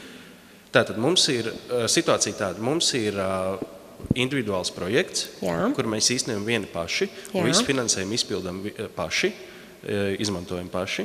Taču mums ir sadarbības partneri, ar kuriem mēs sadarbojamies, taču kur no šī projekta nekādu finansējumu jūs kā institūcija vienkārši sadarbojaties ar vēl kādu institūciju ārpus šī projekta ietvariem. Šādu projektu jums nav jānorāda. Ja jūs šajos projektos neesat iesaistīti. Ja jūs kā institūcija šajos projektos neiesaistaties, tad jums tie nav jānorāda. Teiksim, ja mēs īstenojam individuālu projektu, mēs izveidojam prototipu, kuru var izmantot kāda cita institūcija, pilnīgi cita projekta ietvaros. Vai šī skaitās kā sinerģija? Un jūs būsiet šī te otra projekta ietvaros kā sadarbības partneris? Jā, tad jums ir jānorāda. Jūs esat iesaistīti šī te projekta, otra projekta īstenošanā. Bet viņi nav iesaistīti mūsu projektā. Tas nekas, bet jūs esat iesaistīti tajā projektā. Jūs norādat savu iesaisti. Skaidrs, tad pēdējais jautājums. Šajā te kopsavilkumā jautājums par atsaucēm, piemēram, par mērķa grupas problēmām, kā norādīt atsauces vai klasiskajā akadēmiskajā formātā beigās tur vai zem līnijas, vai Jūs domājat, lielajā kopsavilkumā, kas ir projekta iesnieguma, tā ir jūsu brīva izvēle, kādā veidā jūs šīs atsauces norādat? Paldies. Jūs tās varat norādīt gan tekstā, gan arī kā zemesvītras atsauces. Tātad 5. pielikums ir pie iesnieguma jāiesniedz tikai angļu valodā. Jā. Tur ir norādījumi veidlapu aizpildīšanai. Un tur par 5. pielikumu ir pateikts, ka projekta vadītājiem ir jābūt cilvēkam ar augstāko izglītību juridiskās zinātnēs vai sociālās zinātnēs. Es atļaušos teikt, ka tas ir pilnīgs absurds un skandāls. Nekur pasaulē tā nenotiek. Principal investigator visur ir tās nozares tiešām pētnieks, kas reālais pētījuma vadītājs. Mums Latvijā arī ir piemērs European Research Council Andris Ambainis, un nevis kāds jurists vai sociālo zinātņu pārstāvis ir dabūjis savā rīcībā miljonus. Tagad šo 5. pielikumu vērtēs ārzemju eksperti. Angļu valodā viņiem ir uzrakstīti vērtēšanas kritēriji, un tur nekas nav teikts par to, ka tur būtu viņiem jāvērtē kā vadītājs kāds jurists vai sociālo zinātņu pārstāvis. Tur viņiem var saprast, ka viņi tomēr gribēs redzēt kādu matemātiķu vai astronomu vai fiziķu vai ķīmiķu, ja tas ir astronomu. Es domāju, ka viennozīmīgi viņi gribēs redzēt ar projektu saistītu, kvalificētu cilvēku. Es ļoti atvainojos, ja tur šāda kļūda ir, tam tā nevajadzētu būt. Mēs pārbaudīsim vēlreiz. Mēs pārbaudīsim un labosim, ja tas tā ir. Latviešu valodā norādījumos tas ir rakstīts, ka tur jābūt juristam vai sociālo zinātņu pārstāvim. Es noteikti pārbaudīšu, jā. Es ļoti atvainojos par sagādātajām neērtībām un satraukumu šajā sakarā. Tā otra lieta, tātad fundamentālie pētījumi, 20% no visa pasākuma budžeta ir atvēlēta fundamentāliem pētījumiem. Nu, mēs arī par tādām lietām domājam. Bet atkal tajos pašos vērtēšanas kritērijos angļu valodā tur nekur nav pat pieļauta tāda doma, ka pozitīvs vērtējums varētu izrietēt no jaunu zināšanu ieguvis. Tur visur tomēr ļoti strikti prasīts, lai būtu kaut kas tūlīt principā pielietojams, tautsaimniecībā pielietojams rezultāts. To es lūkšu komentēt Izglītības un zinātnes ministrijas pārstāvu. Diemžēl es to nevarēšu komentēt, kādēļ ir tā, kā ir.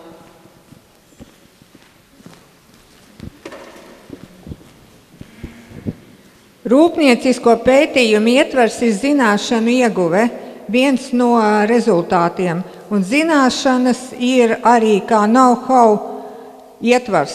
Tātad viss ir atbilstoši, manuprāt, nav pretruna. Mēs šeit plānojam tīru fundamentālo pētījumu, kāda arī ir pieļauta šajā. Jā, protams, un tur arī tas ietvers ir zināšana iegūšana. Tieši vai netieši, kas sekmē tautsaimniecības attīstību. Pat netieši tik un tā no fundamentālā pētījuma noteikti, ka izrietēs turpmākie rūpnieciskie pētījumi. Tā kā es tur neredzu pretrunu. Tā trešais jautājums mūsu... Es ļoti atvainojos.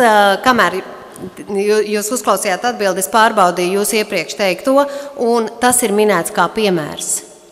Kā piemērs? Jā, tas ir minēts kā piemērs. Gadījumā, ja projekta vadītāja galvenie pienākumi ir plānot un koordinēt projektu īstenošanu un projektu iesniedzēju veiktos projektu uzraudzības pasākumus. Jā. Tādā gadījumā, šeit ir minēts kā piemērs, kādas varētu būt izvirzītās kvalifikācijas prasības. Tas ir norādīts ar lielu izsaukumu zīmu un pasvītrojumu kā piemērs. Mana pārliecība ir, ka jābūt speciālistam, jārīkojas. Jā, protams, viennozīmīgi. Tāpēc ir norādīts, ka ir jābūt norādītam, kādas jomas speciālists šis projektu vadītājs ir. Ja jums būs cita joma, protams, jūs norādīsiet savas jomas speciālistu. Mēs šeit neminējām kā piemērus visus iespējamos speciālistus. Tas ir tikai viens no iespējamiem piemēriem. Trešais, tātad mūsu iestāde, pārstāvu Ventspils augstskolu un konkrēti viņas struktūra vienība Ventspils starptautisko radioastronomijas centru. Mūsu iestāde pa daļēji izvietota Ventspilī un daļēji Ventspils novadā Ances pagastā Irbenē. Mūsu cilvēki saņem algu par to, ka starp citu viņi pēc vajadzības braukās starp Ventspilu un Irbeni. Par adresi jūs tur teicat, ka precīzi jānorāda adreses. Kas mums jānorāda? Pilsēta? Abas adreses. Norādiet abas adreses. Finanšu sadalījums starp novadu un pilsētu. Jūs būsiet viena institūcija, jums nebūs šis finanšu sadalījums visticamāk. Ja varat norādēt. Tā, tad tās jautājums, vai budžetu plānojot atvaļinājumu naudas, kas Latvijas likumdošanā paredzēts, var no šitā plānot vai nevar? Var. Protams, var. Un pēdējais sīkums jau tur budžets jānorāda ar precizitāti līdz centam, kad rēķina, piemēram, darba devēja valsts sociālās apdrošināšanas obligātās izmaksas konkrētiem cilvēkiem, tur parādās noapaļošanas kļūdas. Ja jūs no kopējās summas paņemat, piemēram, 23,59%, tas nav gluži tas pats, kā ja jūs katram cilvēkam sarēķiniet un sasummējiet. Tur vienmēr parādās, kas no tā izriet. Nu, no tā izriet tas, ka sniedzot katru maksājumu pieprasījumu projektu uzraudzības gaitā, jūs norādīsiet šīs te precīzās summas un tās arī tiks pārbaudītas. Projekts tiek īstenots 36 mēnešus, es jau gan arī pateicu 36 gadus, tik labi nav, bet tātad 36 mēnešu laikā, protams, kā summas kopējās var mainīties pa budžeta pozīcijām. Paldies. Jā, es turpinu jautājums no Ventspils, un mans jautājums pirmais ir tāds, mums ir sadarbības partners, bet ne šī projekta ietveros. Respektīvi, mēs tradicionāli viņiem sadarbojamies, un, protams, projekta ietveros mēs gribētu arī to turpināt. Tad pirmais jautājums ir, vai mēs varam plānot, teiksim, projekta ietveros komandējumu pie partneriem, kuri nav kā sadarbības partneri projektu ietveros, izpratnē, respektīvi mums nav sadarbības līguma. Es sapratu jūs jautājumu, jā. Ja jūs varat pamatot, ka šis komandējums ir nepieciešams projekta darbību īstenošanai un projekta rezultātu sasniegšanai, tad jā, jūs to varat darīt. Jā. Kaut arī šī institūcija nav jūsu sadarbības partners projekta. Otrs jautājums, vai mēs attiecīgo ilgtspēju varam uzrādīt tajā ailē, kur bija sadarbība ar ārvalstu zinātniskajām institūcijām, šī te turpināšana. Jā, noteikti. Jā. Ja tas ir jūsu sadarbības partneris ilgtermiņā, bet viņš nav tikai šī projekta partneris, to jūs noteikti varat tur norādīt. Jā, un to pat vēlams norādīt. Jā, paldies. Un jautājums tātad pie pielikumu, tur, kur bija pielikuma veida garums tiem pielikumiem. Angļu tajās versijās, kas bija tulkots, tur nav uzrādīts šis te garums. Viņš ir uzrādījis attiecīgais latviešu versijās. Jā. Viņas tās pašas būtu angļu, jo latviešu versijās viņas vispār nav jāsagatavo. Nē, jums ir jāsagatavo, bet mēs nevaram norādīt tulkojot. Jums zīmju skaits mainīsies. Es sapratu, pielikumi bija 4., 5. pielikums bija sagatavojami tikai angļu valodā. Jā, tiem tāpēc ir norādīts zīmju skaits. Tiem ir līdz norādīts, ja? Jā, tiem pārējiem, kas ies kā pielikumi, tulkojumi no latviešu valodas, tur latviešu valodā jums ir jāievēro zīmju skaits, angļu valodā ir tulkojums. Sapratu, un pie projekta ieviešanas tātad, tur ir tātad augšējais loks, kurā ir jāieraksta tātad tas vispārējais apraksts, un tālāk nāk tā tabuliņa, kas savēl kopā. Ja es pareizi atceros, tad arī latviešu valodā tajā nebija zīmju skaits uzrādīts tajā. Jā, vienā no sadaļām nav zīmju skaits, tur jūs varat brīvi rakstīt. Mēs varam darīt, kā gribam, ja? Varat darīt, kā gribam. Paldies. Jā. Paldies jums. Jā, Māris Alberts, Zemnieku saimniecība Alberta. Taisos iesaistīties Zinātniskā institūcijas projektā. Jautājums par teleworkingu. Taisos strādāt savā lauku mājā un uz Rīgu nebraukt. Jautājums, vai man lauka māja ir jānorāda par projektu īstenošanas vietu? Projekta iesniedzējs būs pētniecības organizācija vai jūs? Jā, pētniecības organizācija reģistrēta Zinātniskā institūcija reģistrā, jā, protams, valstī piedaroša. Nu, jūs jau strādāsiet būtībā jūs strādāsiet šajā zinātniskajā institūcijā attālināti, bet jūsu darbs notiks Zinātniskās institūcijas ietvaros. Jā, protams, tādā gadījumā jums nav. Darbs ir pieļaujams. Jā. Otrs piemērs ir emeritēts profesors no MIT, kurš būs viespētnieks institūtā. 2 jautājumi. Tātad norādīt viņa to vietu vajadzēs pa projektu īstenošanas vietu. Viņš arī strādās attālināti vai viņš strādās? Jā, protams, attālināti, jā. Bet viņš tātad arī strādās būtībā tikai šīs institūcijas? Jā, tādā gadījumā nav jānorāda. Viņa cilvēku stundu izcenojums. MIT vai Latvijas izcenojums? Bet viņš ir pasaulē vadošais 30 gadus. Jā, tad man atkal laikam būs jālūdz Izglītības un zinātnes ministrijas komentārs par izcenojumu līmeni. Vēlreiz lūdzu atkārtojiet jautājumu. Tātad ASV MIT emeritēts profesors tiek pieņemts darbā par viespētnieku. Vai uz viņa cilvēku stunda ir viņa MIT cilvēku stunda, vai šeit Latvijas Zinātniskās institūcijas cilvēku stunda, saprāta robežās. Pirms tam viņš šeit nav strādājis. Jūsu grāmatvedības politikā un atalgojuma sistēmā jānorāda, kā jūs apmaksājat ārvalsts viespētniekus. Un saskaņā ar jūsu atalgojuma sistēmu viespētniekiem arī jāfinansē konkrētais amerikāņu zinātnieks. Jā, paldies. Tātad iepriekšējā projekta pieredze rāda, ka administratīvais darbs sastāv diezgan lielu daļu. Jautājums, vai atbilžu gatavošana un atskaišu gatavošana ir minami timesheetos un viņi tiks apmaksāti? Ja tie ir saistīti tikai un vienīgi ar šo projektu, tad jā. Pat ja tie būs 50% no projekta izmaksām? Jums būs jāspēj pamatot. Līdz šim esam to spējuši. Viss kārtībā? Jā. Ne, pēckuši. Jautājums par iepirkumiem.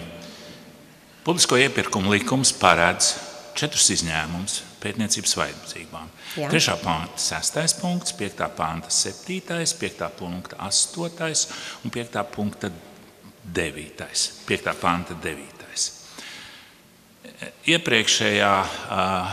Aiziepriekšējā ERAF periodā no uzraugošām iestādēm šo izņēmumu piemērošana tika prettiesiski apšaubīti pat gadījumos, kad atzinums par izņēmumu esamību bija no Zinātnes padomes un no Izglītības ministrijas. IUB nostāja ir, ka šī ir pasūtītāja kompetence, un viņi šais tehniskos jautājumos nelien iekšā. Vai mēs varam sagaidīt no CFLA, ka netiks apšaubīta pasūtītāja tiesības piemērot iepriekš minētos publisko iepirkumu likuma izņēmumus? Jā, tur. Es atbildēšu uz jautājumu. Pirmkārt, manuprāt, jūs kļūdāties par 4-6 periodu, tad nebija zinātnē tāda izņēmuma, kā viņi ir šobrīd definēta likumā. Otrakārt, aģentūra noteikti pārbaudīs iepirkumu atbilstību likuma prasībām. Tas ir mūsu uzdevums pārbaudīt, vai projektā veiktās izmaksas ir atbilstošas likumam. Tad mēs arī diskutēsim par šo uzraudzības stadijā. Tātad pretiesiskas darbības, kā tas bija iepriekš, nevar tikt sagaidītas no jums. Pretiesiska argumentu minēšana, kas ieilgst gada garumā. Es nekomentēšu citu institūciju darbību. Aha, paldies. Tā, un vēl tātad visā Eiropas pētniecības telpā ir viens galvenais princips. Minimizēt administratīvo slodzi un atvēlēt pēc iespējas vairāk laika pētniecībai.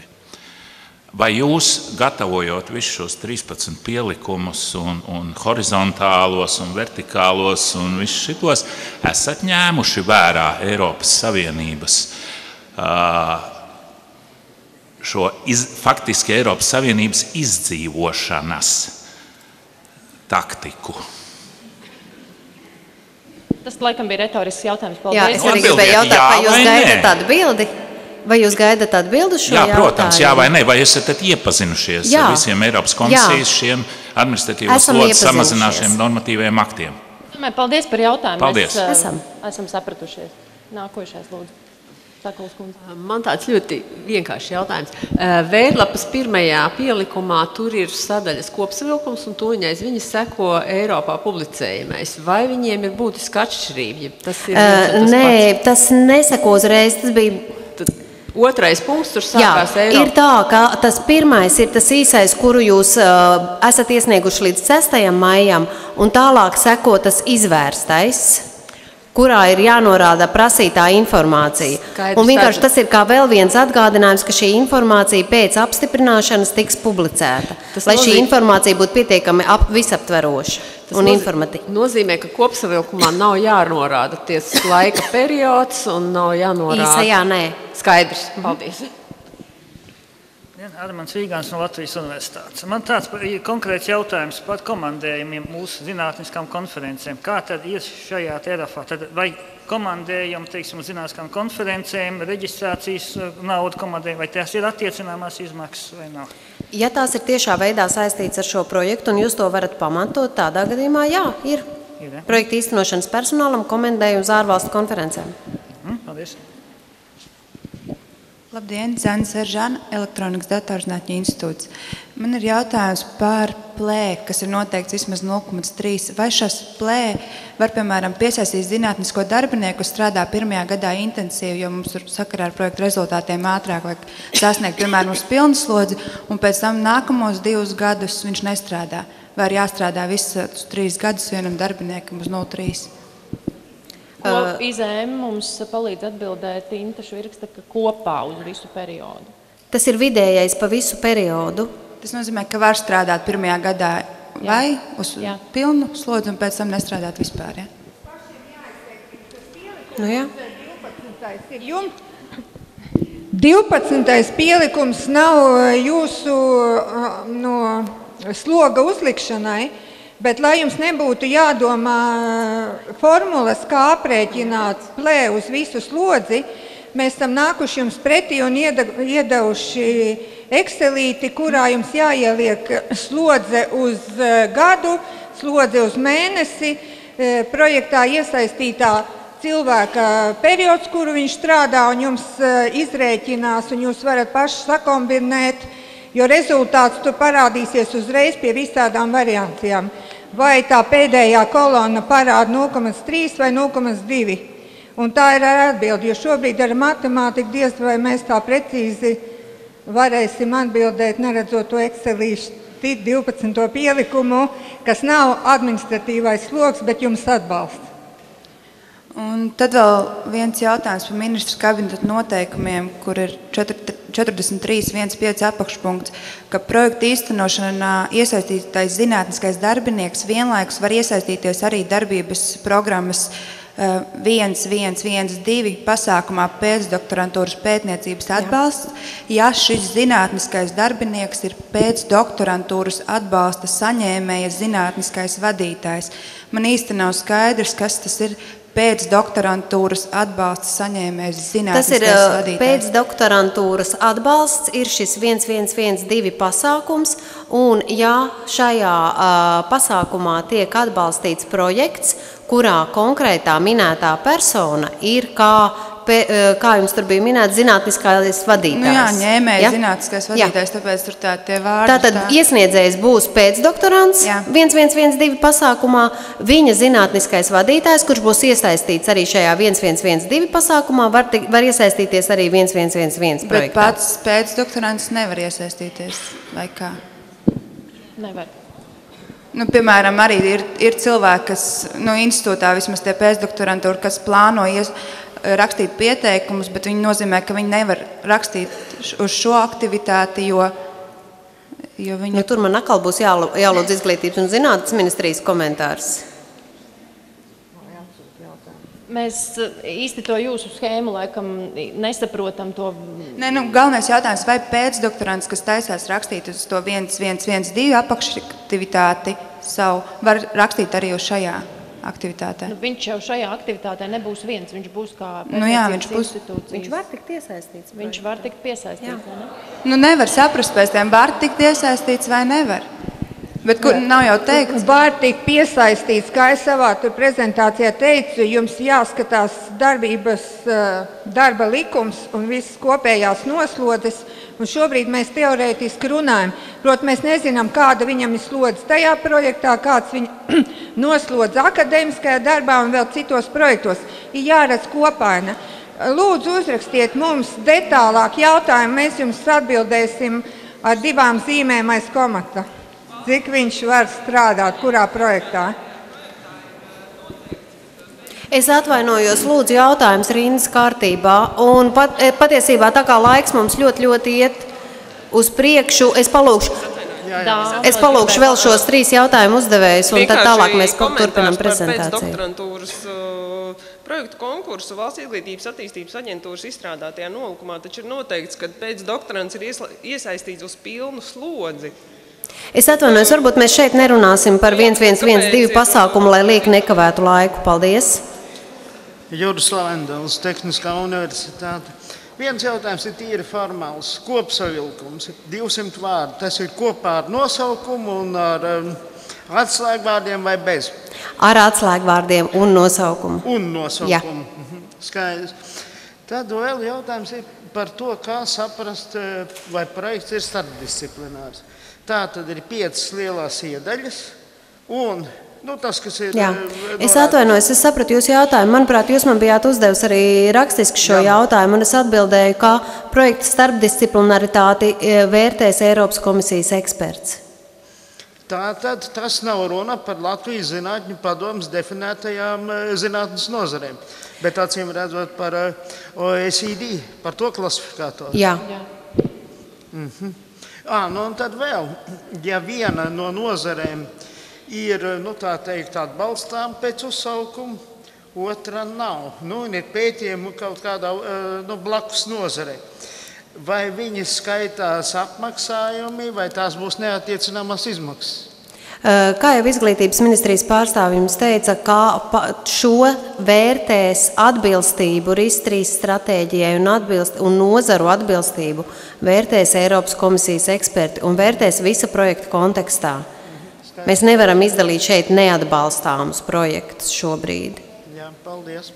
Paldies jums. Tad pēdējais jautājums, jā. Labdien, pirmkārt, pēdējais jautātājs. Jā, paldies par semināru. Un, mans jautājums ir šāds par to kopsavilkumu līdz 6. maijam. Ja mēs vēl esam tādā domāšanas procesā, mēs iespējams, ka līdz 6. maijam precīzi neuzrakstīsim, teiksim, sagaidāmos rezultātus. Vai mums labāk sniegt šādu kopsavilkumu vai nesniegt, ņemot vērā, ka viņš pēc tam ir jāiekļauj arī projektā vēlāk? Vai tas kaut kā ietekmēs vērtēšanas procesu? Nesapratu vēlreiz, ko jūs nesasniegsiet? Nē, mēs ceru visu sasniegsim. Jā. Bet varbūt, ka mēs līdz tam 6. mājām precīzi jums nenorādām tos, teiksim, sasniedzamos rezultātus. Ja mēs vēl tā vēl... Šajā kopsavilkumā jums tik precīzi nav jādefinē sasniedzamie rezultāti.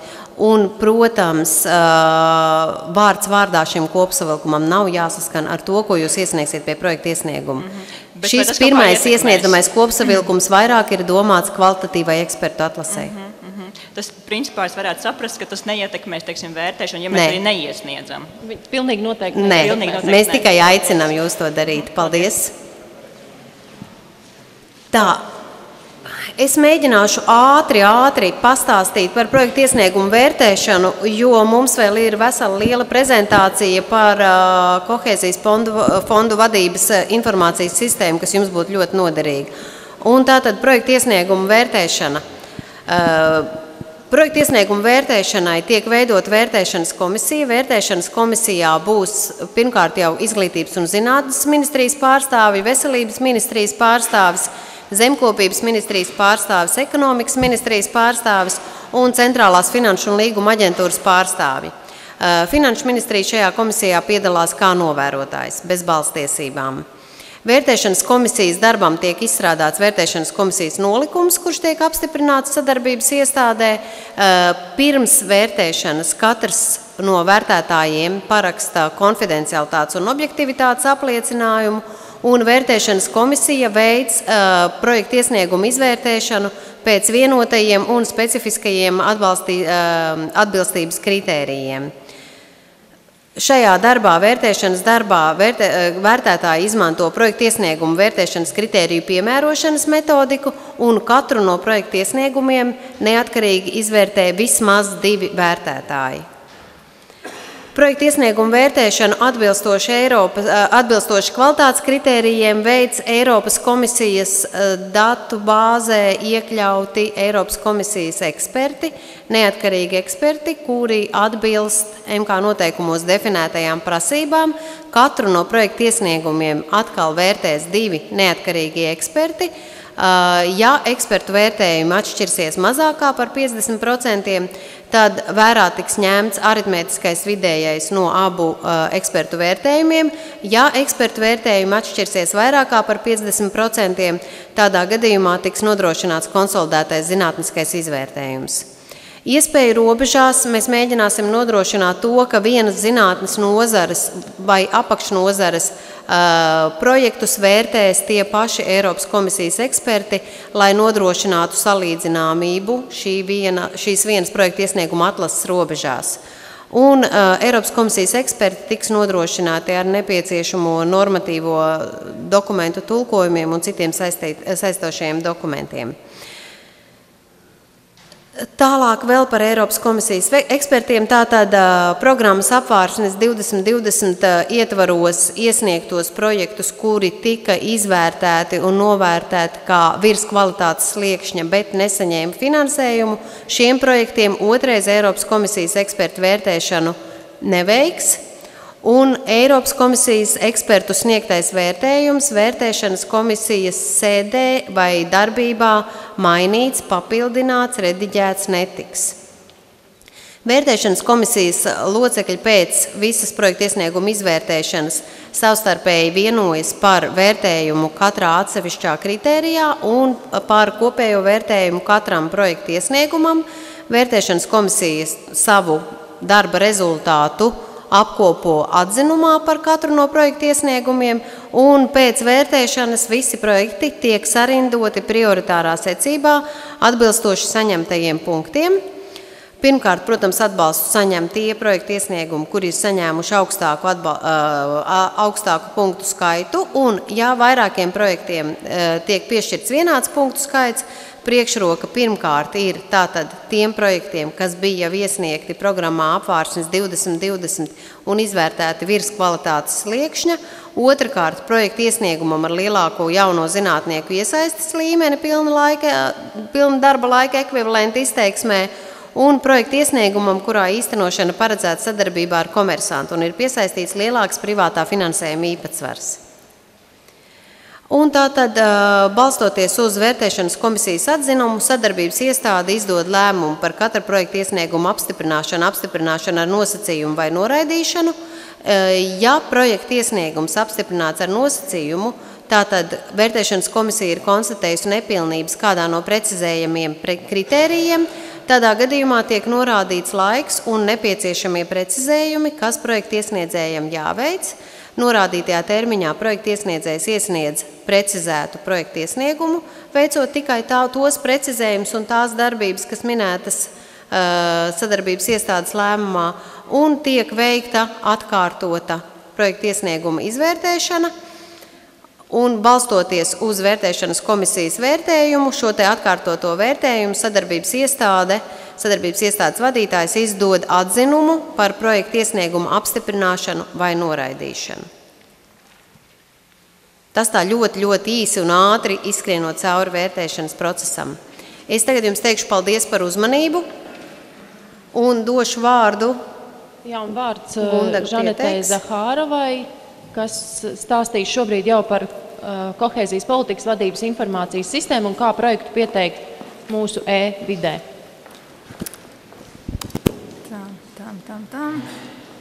Labdien! Tātad.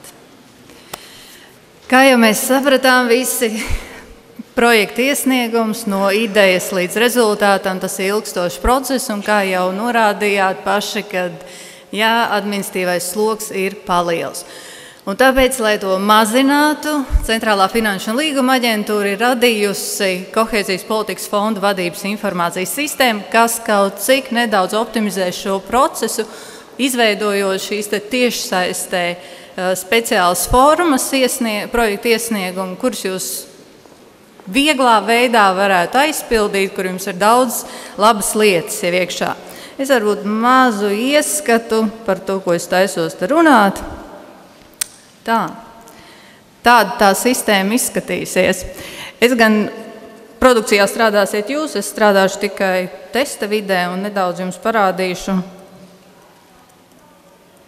kas tad te mums labs sanāk. Tā. Redziet, kamēr runājām, tikmēr mēs jau bijām ārā no sistēmas.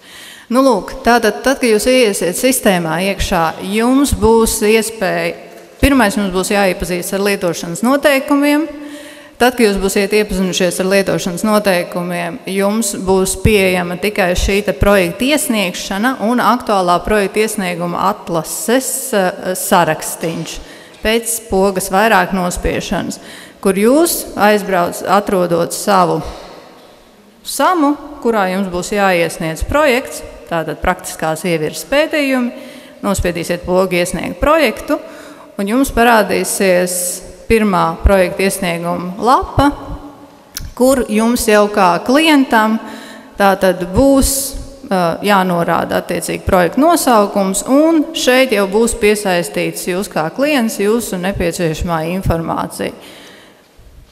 Lūk, redzējāt, ar vienkāršu klikšķi parādījās visa informācija, kas saistīta ar to klientu, un jums labas lietas ir iestrādātas tādi kā klasifikātori, kad sākot raksts, jums nav obligāti viss jāatcerās pašiem. Tātad izvēlamies attiecīgo, kas attiecās uz jums.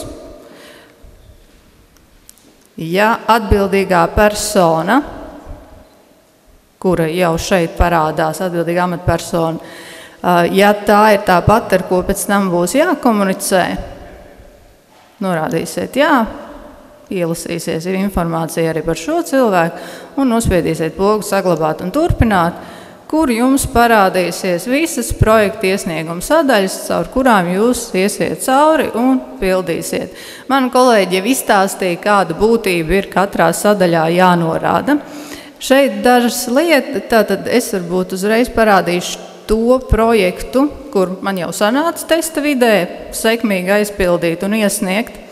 Tātad tas ir šeit. Šī ir tā sadaļiņa, tad, ka jūs jau, iespējams, ka jums būs vairāki projekti vienlaicīgi, ko jūs rakstīsiet, un tad jūs redzēsiet visus savus projektus un redzēsiet, kādos statusos viņi ir, kurā brīdī ir notikusi status maiņa. Lūk, piemēram, šis te ir tas projekts, ko es tikko ieklikšanā izveidoju. Arī tāda poga jums kā lietotājiem būs dzēst. Ja jums kaut kas nepatiks, piemēram, jums nepatīk, tomēr šis projekts jūs viņu varat izdzēst. Lūk, tā sagatava mums izdzēst ir.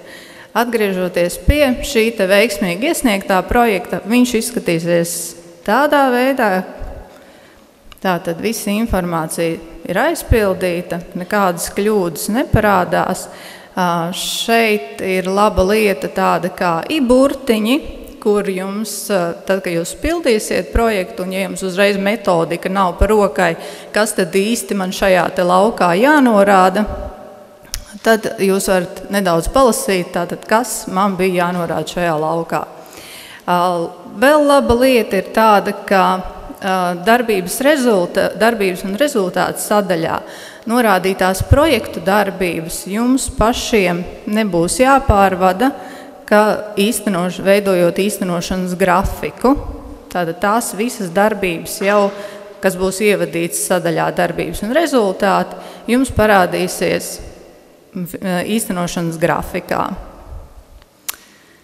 Vēl no plusiem ir tāds, ka, piemēram, budžeta kopsavilkumā jums jau var šis tātad galvenās budžeta pozīcijas būs jau redzamas, un jums būs jānorāda tikai attiecīgās šīs attiecināmās, neattiecināmās summas, un kopsums jums jau saskaitīsies.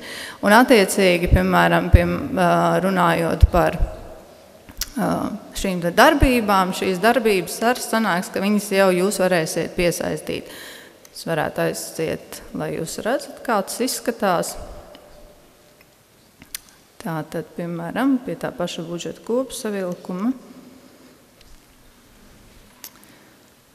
Tā, labot.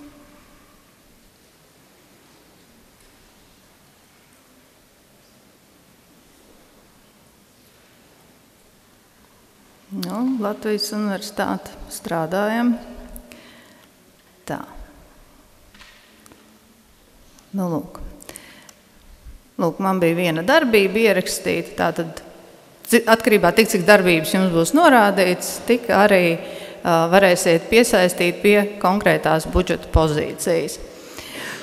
Un, protams, vēl sistēmas labums ir tāds, tātad jūs varēsiet arī pielikt, tā kā jūsu specifiskam atbalsta mērķim ir vēl papildus daudz pielikumi, tad šeit jūs šos te pielikumus varēsiet pievienot. Un pašās beigās ir tāda lieta, Tātad apliecinājuma sadaļā jums parādīsies jau atbildīgās amatpersonas informācija, kas drīkst projektu iesniegt un parakstīt. Tā. Un tad, kad jūs apliecināsiet, ka jūs piekrītat visam, ka esat iepazinies ar visiem nosacījumiem un visu to ievērosiet, to es arī varu nodemonstrēt, jo pie šī projekta iesnieguma ļoti labi tas parādīsies, kad nospiežu apstiprināt un iesniegt, un kā jau arī mana kolēģi teica, tas nebūs iespējams izdarīt, jo, kā jūs redzat, ļoti daudz kļūdas parādās, ņemot vērā, ka es šo projektu biju ievadījis tikai pamata informāciju daļēji par sevi. Lūk, tas tāds ātrais skrējiens un ieskats, ka tāda sistēma ir. Par krāsām neuztraucieties, kā jūs teicat, tā ir testa vide. Tā kā krāsas jums būs tādas mīlīgākas nekā testa vidē. Tā. Bet kas jums jāizdara, lai jūs varētu izmantot šo sistēmu? Tātad jums kā juridiskai personai ir jānoslēdz līgums par KP-Viss e-vides izmantošanu ar aģentūru. Līgumu parakstiesīgā persona. Līgumu var atrast mūsu mājaslapā vai vēršoties mūsu klientu apkalpošanas centrā. Līguma ideja ir tāda, ka mēs savstarpēji vienojamies, ka turpmāk iesniegtie projektu iesniegums un visi citi saistītie dokumenti ir līdzvērtīgi papīrā iesniegtam un parakstītam dokumentam vai pašrodzīgi parakstītam ar elektronisko parakstu. Līgums sastāv no pamatteksta, obligātās pirmā pielikuma sadaļas un otrā pielikuma lietotāja tiesība veidlapa.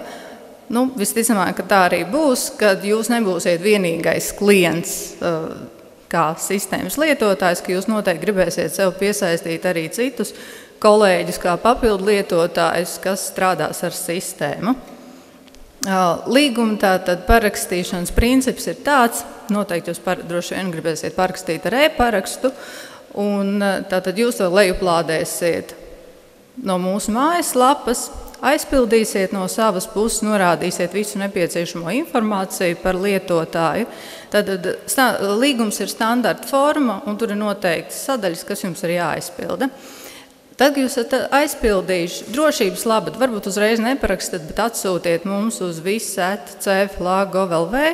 Mēs pārskatīsim, uzmetīsim aci, vai viss ir korekti, pareizi, vai mums nav nepieciešama kaut kāda papildu jautājuma. Ja mums tādu nebūs, mēs no savas puses parakstam jums un nosūtam uz jūsu norādīto e-pastu, kas ir norādīts līgumā, caur kuru mēs arī turpmāk tad ar jums komunicēsim. Tad, kad jūs esat saņēmuši šo te parakstīto līgumu, jūs to parakstat no savas puses, atsūtat mums, un mēs 3 darba dienu laikā jums piešķiram piekļuvas rekvizītus, lietotāju vārdu, pirmreizējo paroli un attiecīgo piekļuvas adresi sistēmai. Tad, kad lietotājs ir saņēmis šo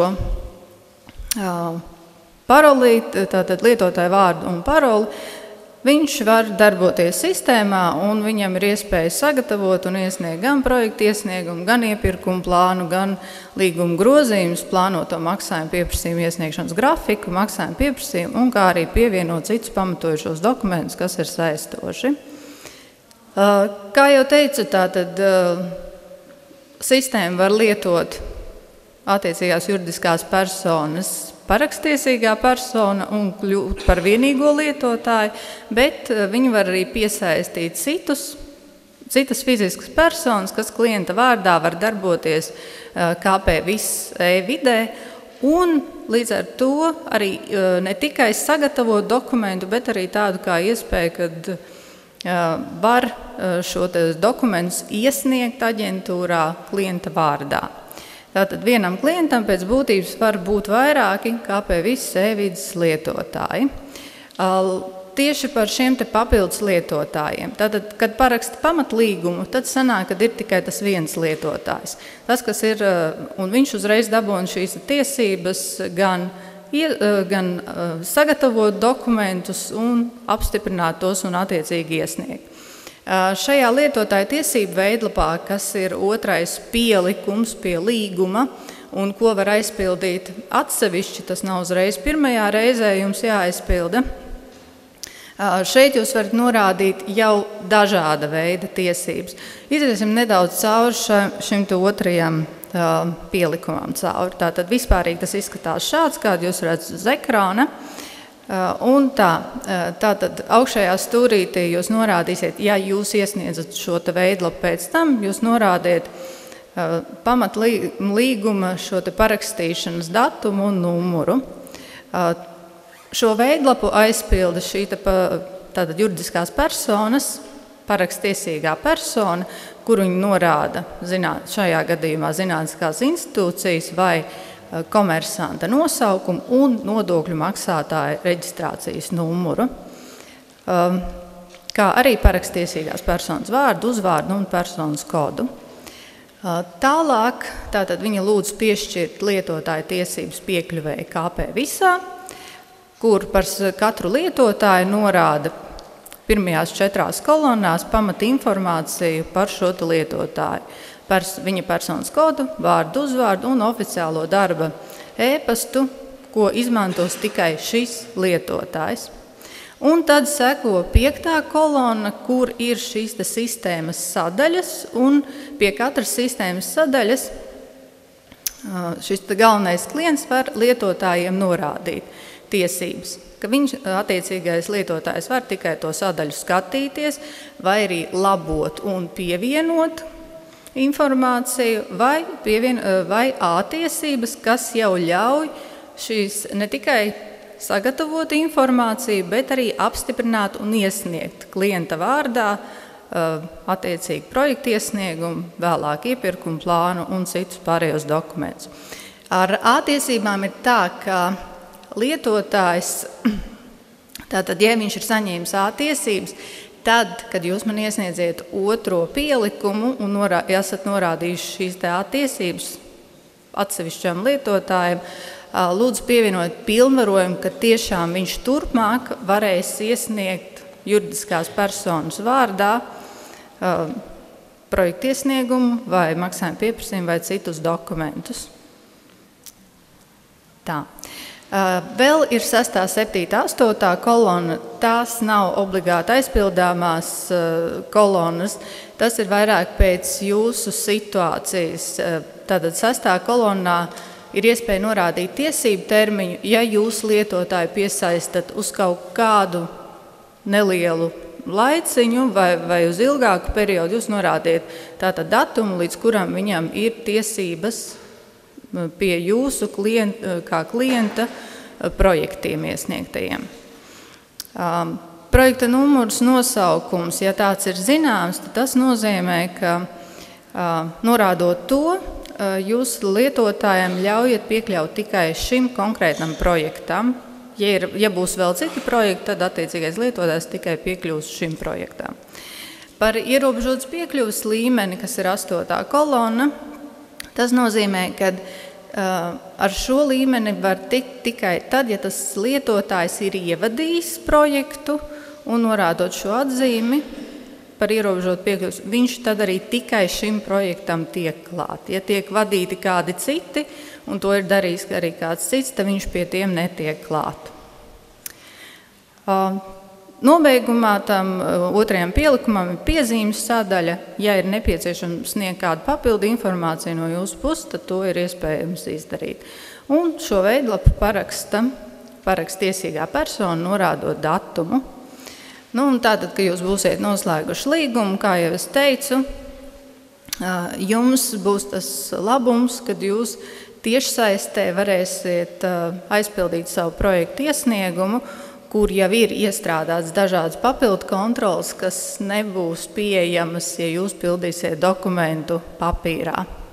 Un te dažas šīs KP visa e-vides priekšrocības.